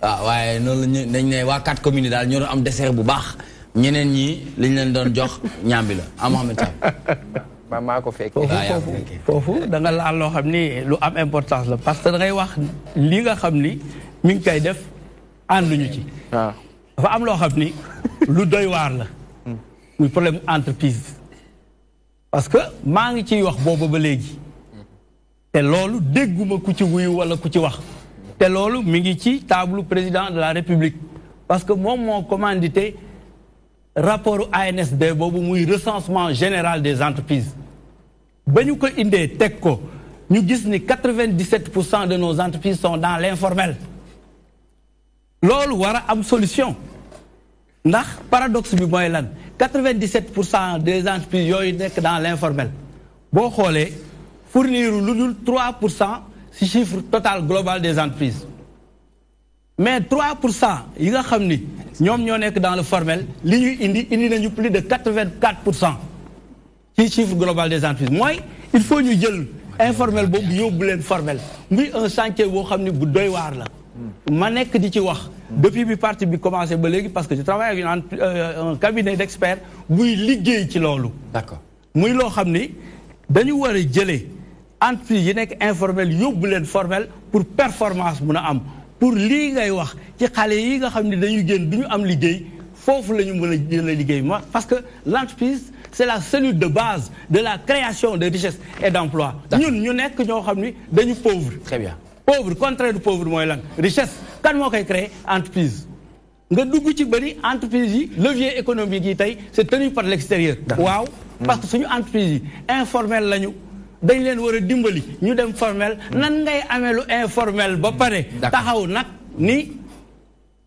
ni da ngay jël lu ñuy wax DER mooy délégation à l'entrepreneuriat dañ ni la rapide dañ ni la ba pare ni rapide waaw mu gaaw loolu sax ma ni la dañ ni la entreprise yii dañu feebar dañ ni la rapport bi dafa ni la ne vit pas longtemps a une faible capacité de création de richesse et d'emploi. Très bien. doo ko faj. fajuloo ko nga créé yu bees. boo leen créé ñu dee. Très bien. waaw léegi man dama am lu xaw a lëndëm sama xel tuuti. dinañ ñëw ci di nga continuer ci affaire emploi bi nga wax parce que secteur informel yéen en tant que formateur c'est-à-dire secteur formation am na rôle bu muy war a jouer ci ñu jugee ci informel pour dem vers le formel foofu dinañ ci ñëw mais man dama xaw a sentir tuuti benn joxe bopp ci làmmiñ allié non aligné loolu noo ko tuddee da nga cee nekkay wala newoo ci rek ñu comprendre ci dëggu voilà parce que soo nee allié non aligné là on parle d'une sphère politique boo xam ni gis nga configuration bi ni mu demee il y a APR qui lance un appel aux autres pour que ñu dem on gagne ensemble on gouverne ensemble donc allié non aligné déjà dafay xaw a nduroog joxe bopp rocc làmmiñ il faut que foofu mu précis dama lay jox nga joxe réponse mais également pour jóge ci secteur informel dem vers le formel yéen au niveau de la formation tey jii yan stratégie ngeen mën a proposer pour que yéen ñi nga xam ni au niveau de la formation di ngeen andi loolu dina permettre à ce que ñu gën a assainir la relation formation emploi pour que ñu mën a dem vers loolu bàyyi loolu dama ci sawar trop allié non aligné yëpp la valide c'est-à-dire si système politique bi laa bëgg moo indi loolu c'est-à-dire ki nga xam ni dama ni ñun ñii buñ dee xëccoo dara ba pare yow nga gañe ko bokk ci réew mi impérativement ñun dañu jàpp ni dañ la war a dimbali di la jox ay suggestion loolu moo indi allié bi non aligné mooy yaakaar bi yaakaar boobu ñun yaakaaruñu kenn yaakaaruñu dal Benno Bokk Yaakaar c'est-à-dire waa ji su defee dara loo xam ne du noonu du ngeen ko wax da ngeen koy nëppal bu ko defee ñii nga ko war a wax opposition bi ñoo ko war a wax yéen de waru leen ko wax da ngeen ko war a wax ci suuf ñun dañu fi nekkal sénégalais yi waaye dañu fi nekkal aussi président parce que président bu réussir mais Sénégal moo réussir président bu échoué ñun ñaanuñu yàlla lool ndax loolu maara day taali parce que ça veut dire que les Sénégalais ont fait un mauvais choix léegi naka la ñu war a mën a def ba boole doole yi ànd ak président jàppale ko ngir au moins mu mën a réussir parce que réussir président mooy réussir réew mi voilà doole jooju àndandoo nag mooy ngay wax dëgg nga bàyyi di nëppal ndax kii kat boo dee wax dëgg la ngay wax dina ko déglu dañ la naan secret d'état waaye bu fekkee un homme d'état warta mën a la mu xam rek du lépp la ñu wax non toute vérité n'est pas bonne à dire waxuma lu mel noonu kon fan la dëgg di war a yem lu mel na non xam nga man ñoom seen taxawaay bi xam nga la laa ciy jàngat benn jàngat laa ciy jàngat kilifa kenn du ko yedd ci pénc loolu it te man damay gis ne ñoom seen taxawaay yëpp dañuy bëgg a yedd kilifa ci pénc waaw yedd kilifa ci pénc tey bu ma nee Mary Teuw Niane nga ne man la xam naa papaam xam naa Saala Niane gor la goo xam ni te koñ ba la nekkoon kenn yebu ko yow nga ñëw tey enseignement supérieur am problème yow tu es touché indirectement parce que ce ministère la ñuy coow nga ni xuum rek benn place loolu bëgguñu ko dafa waroon au premier jet mu démissionné yombal président loolu buy def waaye dama doon gis keroog dama wax ni les perroquets d'hier qui sont devenus les cartes d'aujourd'hui loolu lañ dul nekk ana ñu doon bind livre ana ñu doon manifester loolu ñan nga joxoñ baaraam loolu la ñan ngay waxal nii ñi doon wax ñan ngay waxal nii ñi doon wax mooy ñan comme jox ñu quelques tours rek ñu xam ñan ci opposition bi dafa naan Abdou Latif Coulibaly oui mais monsieur Lo dañuy bëgg xam nga bëgg wax man j'ai pas l'habitude de personnaliser les débats parce que li nga wax ni du ñoom rek mais kon bul wax li nga wax loolu nga wax du ñoom rek dafa bare bul junju dafa am loo xam ni dafa ngi ci dëggu bi ba léegi dafa naan dëggu la ñu nekk dafa am loo xam ni parce que moom dem na bu ci ginnaaw tudd waajur dafa am kooku sama xarit la sama mbokk la waaw léegi lu tax muy démissionné dafa am lu may wax dama ni dafa war a démissionné culture de chaîne de responsabilité mais chaîne de responsabilité bu fekkee dañ bëgg a taxaw rek ci faatu ndongo bi Fallou Sène suñ jëlee chaîne de responsabilité quand même li indi faat bi mooy retard ci fayeeku bourse ñoom yoruñu nañ dem mais retard boobu boo ko waxee man la dafa ndànk ñan ñooy fay ci réewum Sénégal ministère de l'économie et des finances léegi nag partenaires yi ñu am pour que xaalis boobu mën a yegg si étudiants yi ñan la ñu xool chaîne de valeur yi très bien par exemple bu fekkoon mayoon la rek voilà wax damay gën a kontaan mooy lan waaw moo tax ma gis nga bourse bi buñ ko fayul passé na kenn fayu ko conseil des ministres jàll ñu ni waaw conseil des ministres woo nañ ñëpp de man maay Mary Teuw Niane ma yëkkati sama loxo ni président mu ne ma ni ko dama am problème man kenn fayuma mu ni ma yow fay nañ la sa salaire ma ni ko déedéet man mooy élève yële boursier kenn fayu ko président lii fokk ñu saafara ko. est-ce que dem nga foofu la may jaral le premier sénégalais le plus informé. foofu la may jaral c'est le président de la république c'est le plus informé. oui il est plus informé mais yow sa rôle ministre nga dañ la fa teg pour nga défendre n'est-ce pas bu fekkee am nañu lu ñu promettroon te nga xam ni defuñu ko nga taxaw ni lii kat defuñu ko. d'accord wax ko conseil des ministres boo ko waxee mu jaral la bu ñu ko deful nga démissionné. est-ce que wóor na leen def ko est-ce que wóor na leen def ko noonu la ñuy dox. est-ce que wóor na leen def ko merci beaucoup.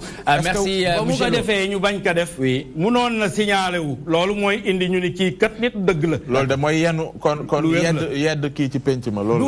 du yedd démissionné am na keneen ku ko fi defoon am na koo xam ni biñ ko suddee si ay affaire dafa démissionné te eggul woon foofu. kàlla rey ñu woon nit. Thierno Alassane Mamadou Seck je crois que démissionné na fi au ministère des Finances je crois au ministère des Finances am na ministre des Finances de toute façon je me souviens plus mais qui a démissionné. D'accord d'accord. démission culture bi dañ ko war a am. waaw mais oustaz Daouda Mbaye moom étudiant la en même temps oustaz la waaye étudiant la ci propos yi mu yëkkati léegi nii ban lecture nga ci def.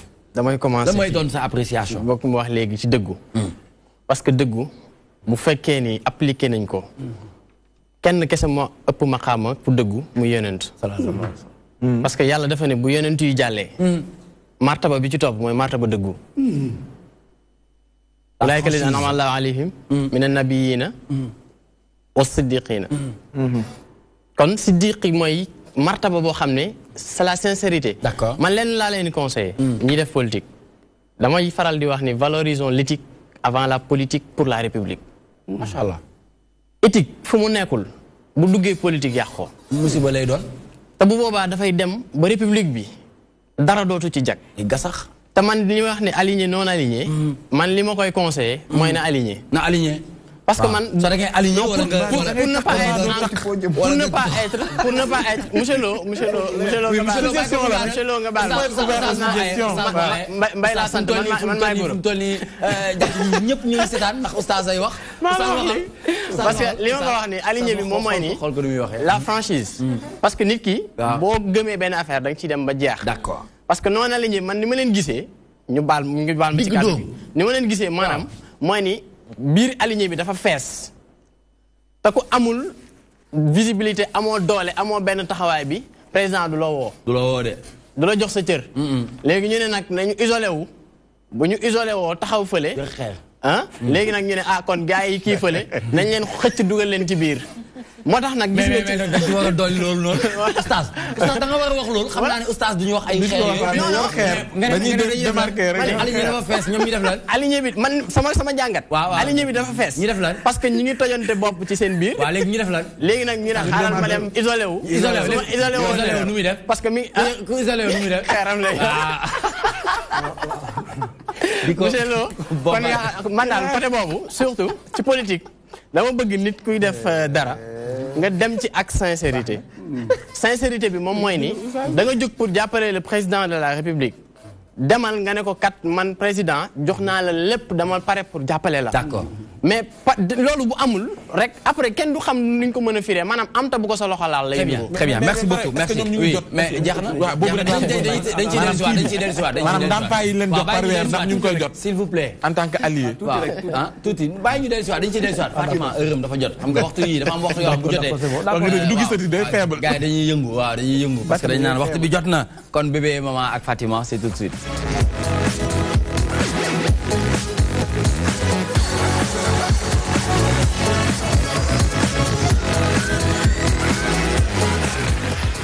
Très bien donc nga indeeti lu amati solo rek comme ni ñu koy tàmm di defee comment initier son enfant à la religion bu mu munti doon rek ñu war ko mën a waxtaanee tey nag nga dalal oustaz Mbaye mi nga xamante ne moom nga war a waxtaanal ci ponk bu am solo boobu.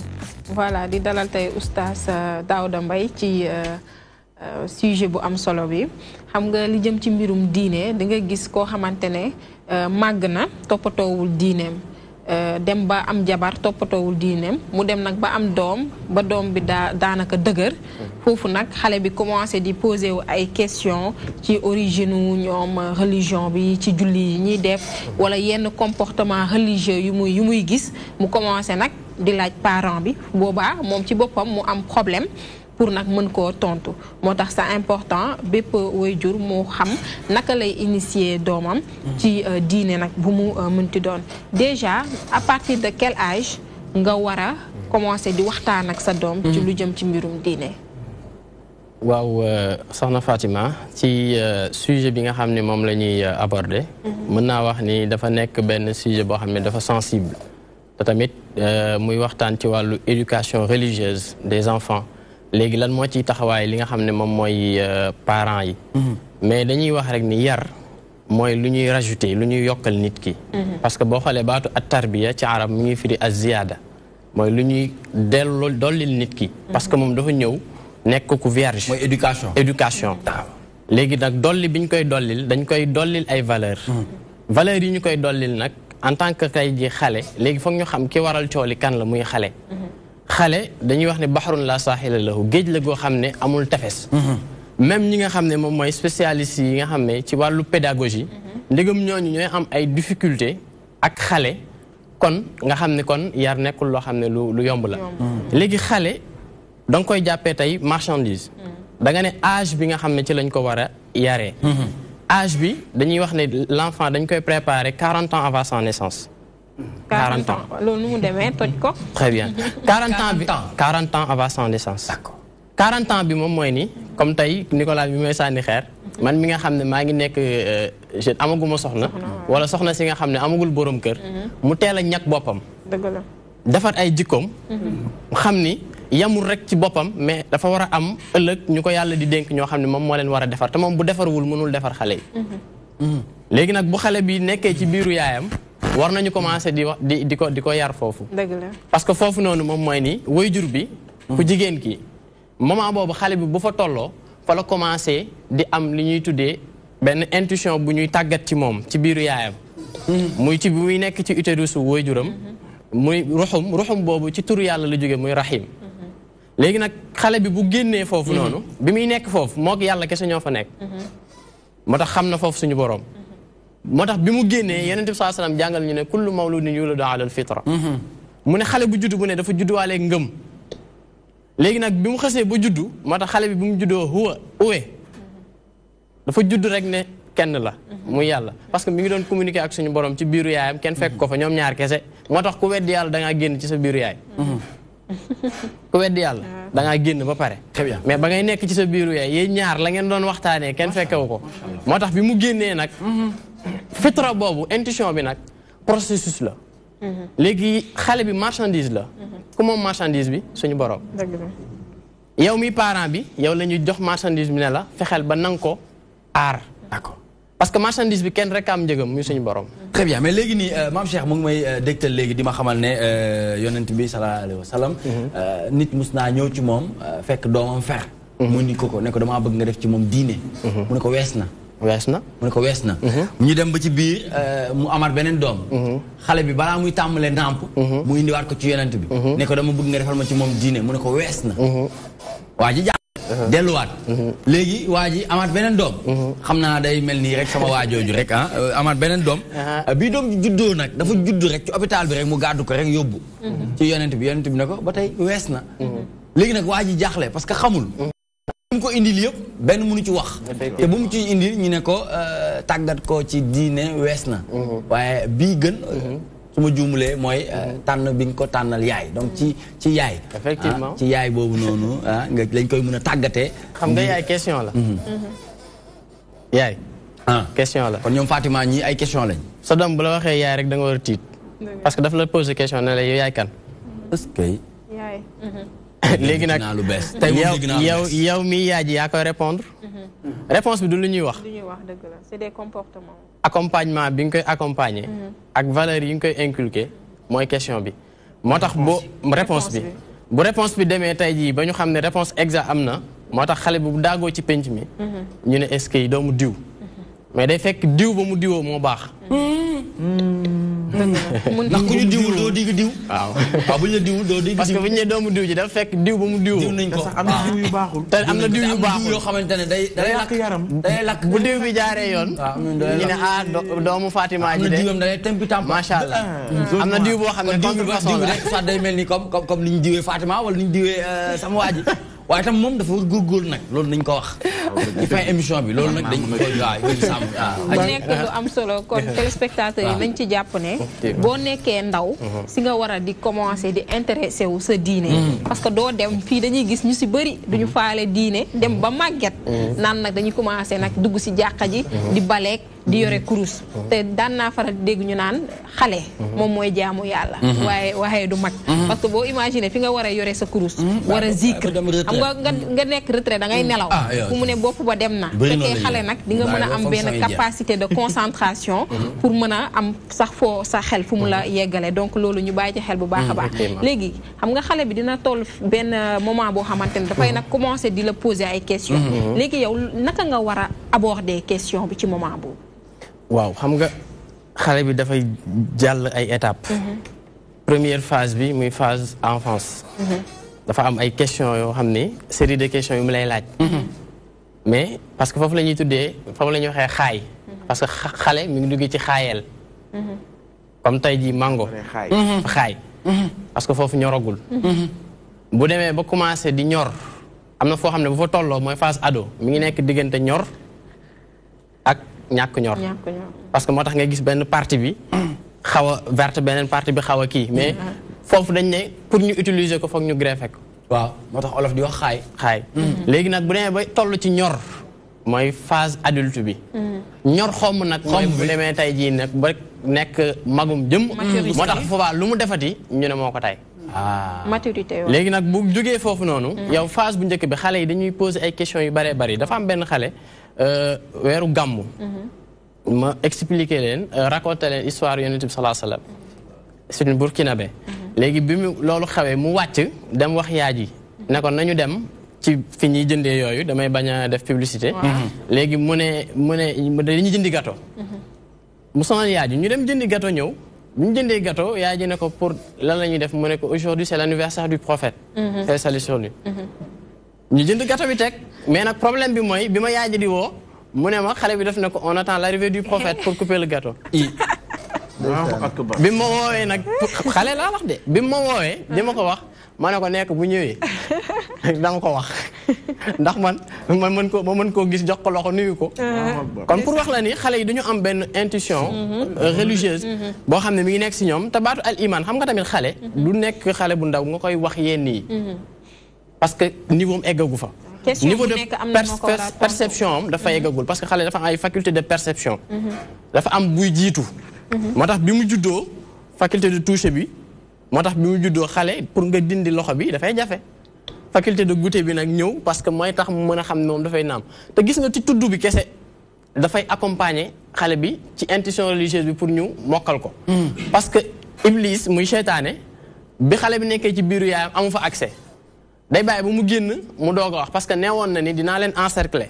ci côté yëpp du ma leen may jàmm. d'accord léegi nag bu loolu amee nag moom toogaanu na xale bi moo tax ñu woowi imaam noddu allahu akbaru parce que allahu bi moom mooy wane ni suñu boroom akbar bi te boo xoolee si superlatif la du allahu kabir de kabir mooy lu màgg mais akbar mooy lu gën a màgg kon yaa ngi woon xale bi ko ne ko ne liñ la dugal fii sa nopp bi kon yow est-ce que war nga censurer li ñu dugal fii mais da ngay gis ne foofu fa la seytaane di duggee commencé di censurer parce que allahu akbar bi dugg na te buggul mu percé ba dugg ci xale bi te iman la ñu wax iman 5 lettres moom moo ko composé ci arab alif ya mim alif nuun alif bi mooy idrak aqli muy la perception intellectuelle perception intellectuelle bi moom mooy xale bi xam nga da nga mi naan al imaanu billah mais luy al imaanu billah parce que boo ko waxee xale bi mu ne al imaanu gëm billahi ci yàlla ça ne suffit pas parce que xale bi cerveau am géej la am na plusieurs questions yoo xam ne mi ngi ñëw ci moom mais boo ko nee perception intellectuelle yaa ngi incité xale bi balaa muy jug naan damay dem jàkk ji di julli ji mu xam ne dafa war a xam ba pare d'accord c'est important très bien léegi kii dina def alwasaaya kii dina def gàmmu kii macha allah ci équipe bu professeur waaw rendez-vous des nabiens kii dañ koy dugal ci équipe bu professeur macha allah kii dañ koy jël boole ko ci DTV parce que macha allah fa tabarakallah léegi dinañ yeggali léegi ginnaaw bu ñu maam Cheikh joxee benn page pub bu ko defee ñu dellu si waat sur ce plateau gën a mën a yaatal li nga xamante ne moom mooy comment initier son enfant à la religion c'est tout de suite.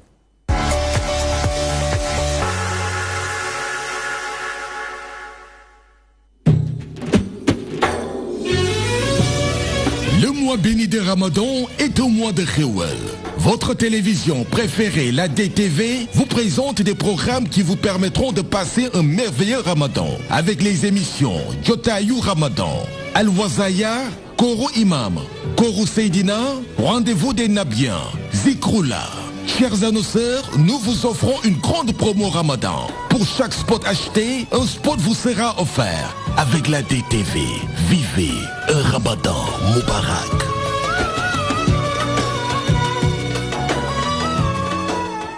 Bismillahir Rahmanir Rahim. Noon wal qalami wa ma yasturun. يسطرون mbokk jullit yi assalaamu aleykum wa rahmatullahi taala wa barakatu gannaaw jongante yaatal mbindum alxuraan mi C3S doon amal ci réew mi di première édition bi remise des prix jàpp nañu ko ñetti fan ci weeru juin 2018 li ko dale 9h ca 6S muy bés bi ñuy jébbal ñi gën a ràññeeku ci jongante bi seeni neexal di seeni lijaasa ñu di ko yëgal mbokk jullit yépp xalif généraux yi këru diine yi sëriñ daara yi ndongo daara yi di ko yëgal njiitu réew mi son excellence El Hadji Macky Sall ministre de la culture mboolem gouvernement bi ak mboolem ambassadeur réewu jullit yi ci Ndakaaru muy remise des prix première édition concours yaatal mbindum alxuraan ak C3S ñetti fan ci weeru juin 2018 ca 6S C3S compagnie Serigne Seck Sénégal di gërëm mboolem ñi bokkoon ci concours bi tey sàkku seen teewaay ci remise des prix yi ñetti fan ci weeru juin 2018 ca 6S mise en place 9h.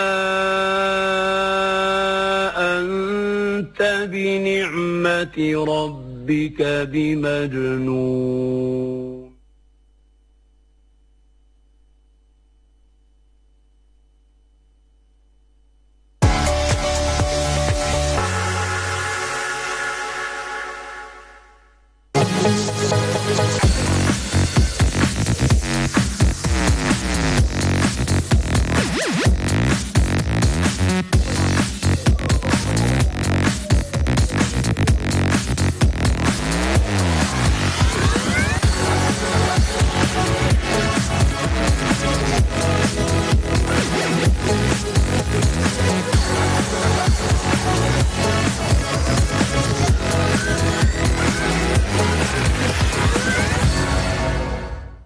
Très bien, on se retrouve pour la deuxième partie dans Toi-même tu sais, le rendez-vous incontournable qui se déroule du lundi au vendredi 17h-19h di sargal bu baax ñi nga xamantene ñu ngi seetaan un peu partout à travers le monde grâce à l'application DTV Sénégal ou bien le site internet www.dtv.sn. Ils sont plus d'1 million à nous suivre sur www.songatv.com sangatv.com. Donc ñoom it ñu ngi bàyyi xel ñuy ay sénégalais de l'extérieur de la diaspora lu ci mel ni soxna soosu nga xamantene mooy Adja Thérèse ñu ngi koy ziar bu baax a baax ci ànd bi nga xamantene mu ngi ko ànd ñun waaye am na question boo xamantene posé na ko ma war ko posé oustaz laata loolu ma leen di fàttali ñu ngi ànd ak ba tey soxna Adam Senghor mi nga xamantene tey indil nañu album bi nga xamantene c'est composé de 7 titres album bi nag tudd dëkkandoo ci dëkkandoo nag woy nañ ci morceau mu wujjee jàmbaar Adam Cumbe ak Sida waaye doom baay mu ngi ci biir Africa ak dëkkandoo di leen fàttali ba tey ñu ngi ànd ak monsieur Birama Khoudia Lo président du parti Alliance pour la Patrie et l'émergence Dëggu membre mouvance présidentielle ñu nekk di waxtaanee lu jëm ci 6 ans de compagnonnage dans la coalition Benno Bokk Yaakaar et satisfait des alliés ba tey ci beneen wàllu bi ñu ngi ànd ak ku ci mel ni sama mbokk mu di Serigne Saliou Ka moom mi nga xamante ne artiste peintre la may ànd ak aussi waa civilisé attitude label ñi nga xamante ne li leen tax a jóg mooy nu ñuy def ba soqali yëf yi mu am développement dem ca kaw ca kanam ci lu baax. Fatima ñu ngi woon ci lu am solo jëm ci li nga xamante ne mooy naka la ñu war a mën a def ba mën a initier suñuy doom ci li nga xamante ne moo nekk ci wàllum religion waaye soxna si nga xamante ne mu ngi ñuy bàyyi xel depuis bitim réew muy Adja Thérèse nee na ma wax la oustaz ne une femme téléphone à un imam en plein jeûne du Ramadan et lui demande Cheikh mu ne ko dama fàtte woon ne damaa wóor waaye jot naa lekk moitié ginaar lekk salade lekk pomme naan demi-litre jus lan laa war a def Adja Thérèse mu ngi ca bitim réew di ñu seetaan moo ma bind bataaxal bi nee na ma laaj la lan moo ci sa tontu. Adja Thérèse moom séeréer la wala lu ñu doon. Adja Thérèse góobu ne Adja Thérèse Diagne la de. Diagne la sant de Adja Thérèse Assane Diagne. waaw suñu fidèle téléspectatrice la. daf ñuy seetaan bi ñu bëggee saa su ne waaye question bi daal. mooy neen daal dafa am soxna boo xam woo na imam ne ko imam ginnaaw ñu nekk ci weerum koor damaa fàtte woon ne damaa wóor ba lekk xaaju ginaar bul jaaraat ba ma fa jaaraat parce que dafa nooy dafa am ñuy dog ku ci mel ni rasul day dog de waaw imam dafa mel ni kooku de dafa xaaw a wax dëgg yàlla parce que nag dañuy wax ni koo xam ne da nga lekk ci biiru koor nga juum. parce que jàppal ne loolu cadeau bu la suñu borom jox la. waaw mais nag mos la ñu wax quoi. ci demi poulet juum mos la waaye nag kooku moom daa topp ndey jooram rek. te boobaa nag damay ragal mu dugg ci li ñuy tuddee kafaara. waaw rattrapage boo xam ne bu metti la. ndeysaan. waaw parce que bu fekkee benn bis la da nga koy remplacer ak 2 mois. nga ne. waaw. kon nag. Adja Thérèse defe naa ne dégg nga li nga xamante ne imam oustaz wax na ko. mu nekk lu am solo kon boog ñu wéyal Fatima. ci comment initier son enfant à la religion. sànq nga nekkoon foofu am solo donc ça veut dire que question bu xale bi posé rek parent bi war naa am nu mu ko tontoo kon loolu dafay laaj tamit parent bi xaw a gëstu wala mu xaw a jàng parce que sa doom mën na la laaj ne la ba ci julli bi lu tax ngay def nii par exemple lan moo tax ñuy taxaw parce que xale dafay laaj affaire yu bëri kon nag kii di parent bi war naa am fu mu taxawee. dëgg la damay tëj rek iman bi. parce que c'est important parce que 5 yi. dafay duggaat rek ci yaru xale bi parce que wax naa idrak aqli bi muy la perception intellectuelle parce que foofu dafay inciter xale bi ci jàng. beneen bi mooy yaqin qalbi bi ñu fexe ba def certitude du cœur ci xale bi. beneen bi mujahada jismi muy effort physique bi xam nga yaa ngi ñëw ci effort physique. te tëb nañ perception intellectuelle tëb nañ certitude du cœur mais ñun dañuy jaxase. ñun dañuy ñëw directement bëgg def effort physique. te xale bi da koy bañ.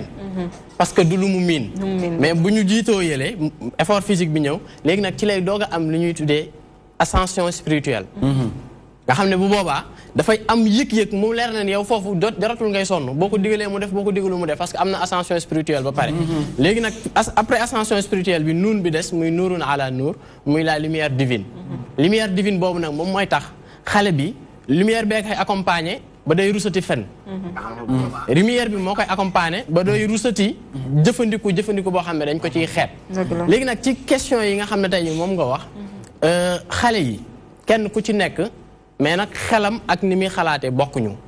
parent bi tamit parce que damay faral di wax ni problème bi yëpp li ko indi mooy ni. ay parents yoo xam te ne ils ne sont pas matures. ba noppi bëgg a yare te dañuy wax ni ku ñu pareegul ci yow ku ñuy yar pareeguñ ci yow nga bëgg a yare mënul ne.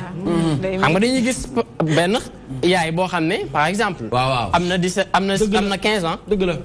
am doom bu am doom bu am doom léegi kooku bu fekkee ni entourage bi accompagné wuñ ko munul yar xale bi parce que moom yaram pareegul kon munul yar ki nga xam ne moom la yor donc loolu bu jàllee parce que xale yi dama toog benn bis benn xale jékki-jékki rek ne ma nii naka la ñuy waxee tufli ci arab tufli xam nga yow da ngay xeeb yu mel noonu fekk xale bi lu nekk lay laaj ba ci bi mu ko waxee mais j'avais la réponse ma jox ko mais albasaq albasq moom mooy tufli quoi waaw am nañu wax albasq wala albasaq moom mooy tufli léegi nag bi loolu amee après man en tant que tey jii jàngalekat fan laa mujjee mais dama mujj lépp loo xam ne dafa wër classe bi da ngay fexe ba benn bu ci nekk nga xam ko parce que xale yi dafa am lu koy frustrer le fait que tey mu laaj la am na ci ko ki ma la doon wax noonu dañ maa mujjee woo ma koy jàngal ci këram mais lu tax parce que parents yi dañ ne moom xale bi daf koy laaj tout le temps ay questions xamu ko yoo xam ne c'est lié à la religion d'accord ba noppi moom ay burkinabé lañ elle n'a pas la réponse léegi mu ne ma finalement mu ne ma naa ko dimbali ma ñëw assister ko te effectivement xale bi da ngay jékki-jékki mu laaj la univers bi parce que day seetaan ay documentaires yoo xam ne c'est scientifique. dëgg la des fois mu jékki-jékki ne la géej gi des fois mu ne la asamaan si. mais nag kooku ci surdoué yi la dugg. léegi nag question yi ba léegi nag buñ ci ñëwee.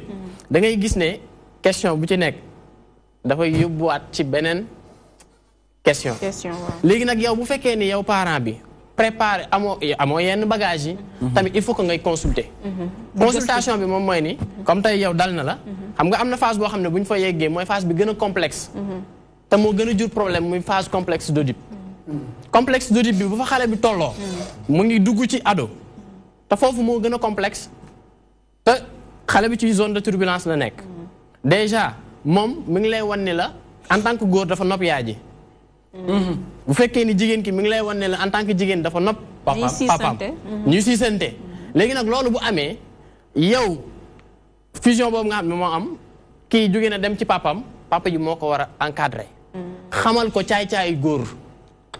d'accord. waaw loolu laa gëm dëgg la papa ji. si waaw bien sûr pexewu góor xamal ko maanaam boo nee caay-caayu góor. xam di lal li ñuy lal. xam lu mu lal rek jëmale ko ci jigéen. bu ñëwee ci yaay ji moo ko war a jàngal lan mooy caay-caayu góor. d'accord caay-caay maanaam caay-caay bi jigéen li nga xam ne moom maanaam vice versa la. très bien léegi nag bu loolu amee nga xam ne tey da nga koy jege parce que foofu noonu xale bi dootul nekk ku ñu mën a supporter de trop. parce que dafay révolté wu. léegi nag révolte boobu noonu bu amee. yow yaa mën a fexe ba toujours di waxtaan ak moom. léegi nag ci julli bi li nga wax ni xam nga laaj na xale bi bu la nee tey jii lan lii lan la symboliser. wala nga jékki-jékki mu ne la mais xoolal tey ci taxaw bi. yaa ngi koy wan ni ko. tey bi nga ne allahu akbar détaché wu nga complètement fii dafa am koy waxtaanal te kooku ku màgg la muy suñu borom parce que bi nga ne allahu akbar yaa ngi taxaw tiim ko jàkkaarloog moom léegi nag yooyu mais mën nga ko indil ci cadre sport d'accord nga ne ko ndax booy def sport da ngay tëdd kese dal déedéet da nga ne ko da ngay taxaw da ngay tëdd kon activité yooyu ngay def yëpp ci biir julli bi am na activité sportive lu muy defar sur le plan sanitaire ci nit ki beneen bi moom mooy ni bi yaa ngi taaya boo taaya ba pare nga jàngal ko xale bi asalaamaaleykum bi fan la jóge asalaamaaleykum bi foofu ngay jàngalee xale bi jàmm waaw loolu de foog nga nekk parent boo xamante ne non si parce que salaamaaleykum bi salaamaaleykum bi asalaamaaleykum bi moom mooy ni bi ngeen ne attaxiyaatu lillah azzakiyaatu lillah parce que da nga ne attaxiyaatu lillah yàlla ne man maa moom bu kenn jël azzakiyaatu lillah mu ne maa ko moom attayibaatu salawaatu lillah mu ne maa moom ba nga yegg si asalaamu aleyka mu ne boobu kado la bu ñu jox yonent bi ayyuhan nabiyu jàngalal xale bi ne ko yonent bi foofu ngay jox kado macha allah xale bi kontaan ci loolu dëgg la temps bi daf ñoo xaw a xool xanaa rek ñu dem ci dernière question bi wala maa di prochain wala maa di prochain léegi si dernière question bi rek waaw naka dernière question bi dañuy gis ay parents yu bëri suite Fatima on va faire comment initier son enfant à la religion d'accord kon nañ ko def suite et fin très bien on y reviendra tout à l'heure bu ko defee mu def le mot de la fin nañu ànd ak Serigne Saliou Ka Serigne Saliou Nicolas naka yi tey waaw sant rek bàyyi nga am jàmm am jàmm baax waaw man de dañ ma teetal ne ma ku mun métier am la Adja Anta de muy liggéey fii ci biir kër gi collègue mu ne waaw am naa xarit boo xamante ne daal xarañ na waaw ma bëggoon xam lan nga fi indi tey pour wane sa xarañte loo indi waaw dëgg la bii nag moom tey yow laa ko defaral quoi man mii waaw jàppale leen ko waay waaw am na ko jàppale foofu lii lan la ni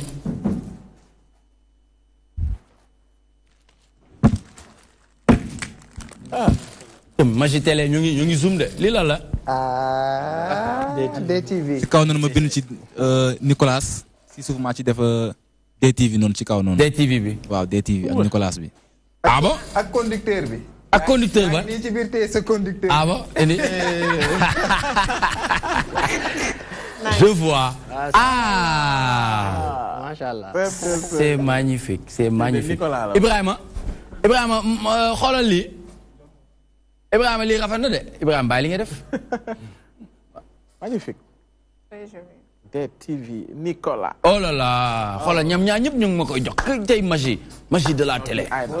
c'est des jeunes ils sont compétents xoolal ma xale yi li ñuy réaliser. macha allah. ay waay xale yi ñoo mën a liggéey. gudd fan. waaw jërëjëf wér. yaa sànni loxo ak wér la waaw mais bii lan mooy source d'inspiration lii nga defar. maanaam comme. waaw mais lii moom. non inspiration bi nu mu ñëwee ba nga ne xaaral ma defar lu mel nii pour Nicolas. matière bi nag dafa doon matière bi nga xam ni nekkul fii nii si waaw maanaam comme matière boo xam ni yow doomu aadama nga koy gis. matière bi maa tëdd rek xam nga maa da koy kii quoi. waaw maanaam matière bi matière la boo xam ni man maa koy liggéeyal sama kii quoi bopp. ah yaa koy liggéeyal sa bopp. matière bi maa koy liggéeyal sama bopp. d'accord. léegi c'est original la. léegi Nicolas léegi su boobu. bii moom lu mu doon. bii monument de la renaissance la africaine. oh là là Mohamed dama jël. monument de la renaissance. mais dafa mel dafa am fil. léegi monument en même temps boo ko tegee si salle bu la neexee comme kii nga branché nii. Mohamed branché ko fee ci suuf. muy tàkk. branché ko fee ci suuf ci suufu kii bi. fii nii waaw. Cheikh dina ko mën jël. branché waaw dina ko jël Cheikh rek. ah yow Cheikh dafa am lu mu mënul jël. yow tamit c'est la magie de toutes les télévisions. voilà monument de la renaissance macha allah. bii sama kër la jëm.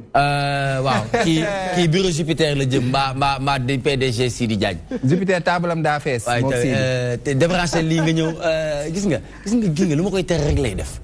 gis nga yàgg nga ma ko wax dégg nga gars yi non duñ ko dàq parce que il est bon il est kii te man dama bëgg ñu mel ñu bon xam man jànguma te moom jàng na. ba xool Mohamed. c'est joli ça. waaw mais grand. Fatima waxal boog. kay macha allah. genre yi moom dañoo war a yore ci 4x4 yi. waaw di yore kër gu baax. et tout parce que da ngay gis lii nii. ci xel la jógee inspiration bu profonde la. te en général mën nañ dund ba dee après ñu naan ñoo fi doon defar nii du ñu am dara. du am nag waaw bii moom. bii moom Serigne Saliou Ka moom bii suñu alal la waaw kii moom suñu alal la. loo ci wax. rafet na liggéey bi rafet na. liggéey bi rafet na. monsieur Lo. ça témoigne de la capacité de nos jeunes suñu jeunes yi. suñu leen encadré. mën nañ def loo xam ni amul feneen. tout à fait foofu ñu yaakaar. d'accord d'accord foofu noonu mooy Eldorado boobu foofu noonu. fii daal lépp a ngi fii ci mim réew oustaz loo wax ci lii. ça vient de l'inspiration divine. parce que yàlla mooy premier artiste. parce que ku defar nit. waaw bu defaree nit ba pare fa tabarakallahu ahsanul xaaliqin lañ ci teg. macha allah parce que dafa ni architecture nit boo ko xoolee xam ni def naa lu parce que bu ñu ne yàlla yéemu na ci boppam foofu rek la. très bien waaw léegi nii laay def. tey ngeen xam ne gars yi ñoo aay. Serigne Saliou Ka de mu ñu indi lii. mu ñuy fi indi lii léegi nag yéen la magie de toutes les télévisions sénégalaises léegi wan leen ko sénégalais ah. Cheikh ak Ibrahima ay seex lañ ak ñoo aay dañu sopp booy. xool leen bëgg naa xam ni bu koy defar ñaata temps la koy. acca laaj ko wax ko waaw dégg nga nee na ñaata temps ngay jël pour defar lii. waaw d'abord nag liggéey bi moom métti na lii xaw naa 10 de wala ma woo affaire bi commencé naa ko yëg de.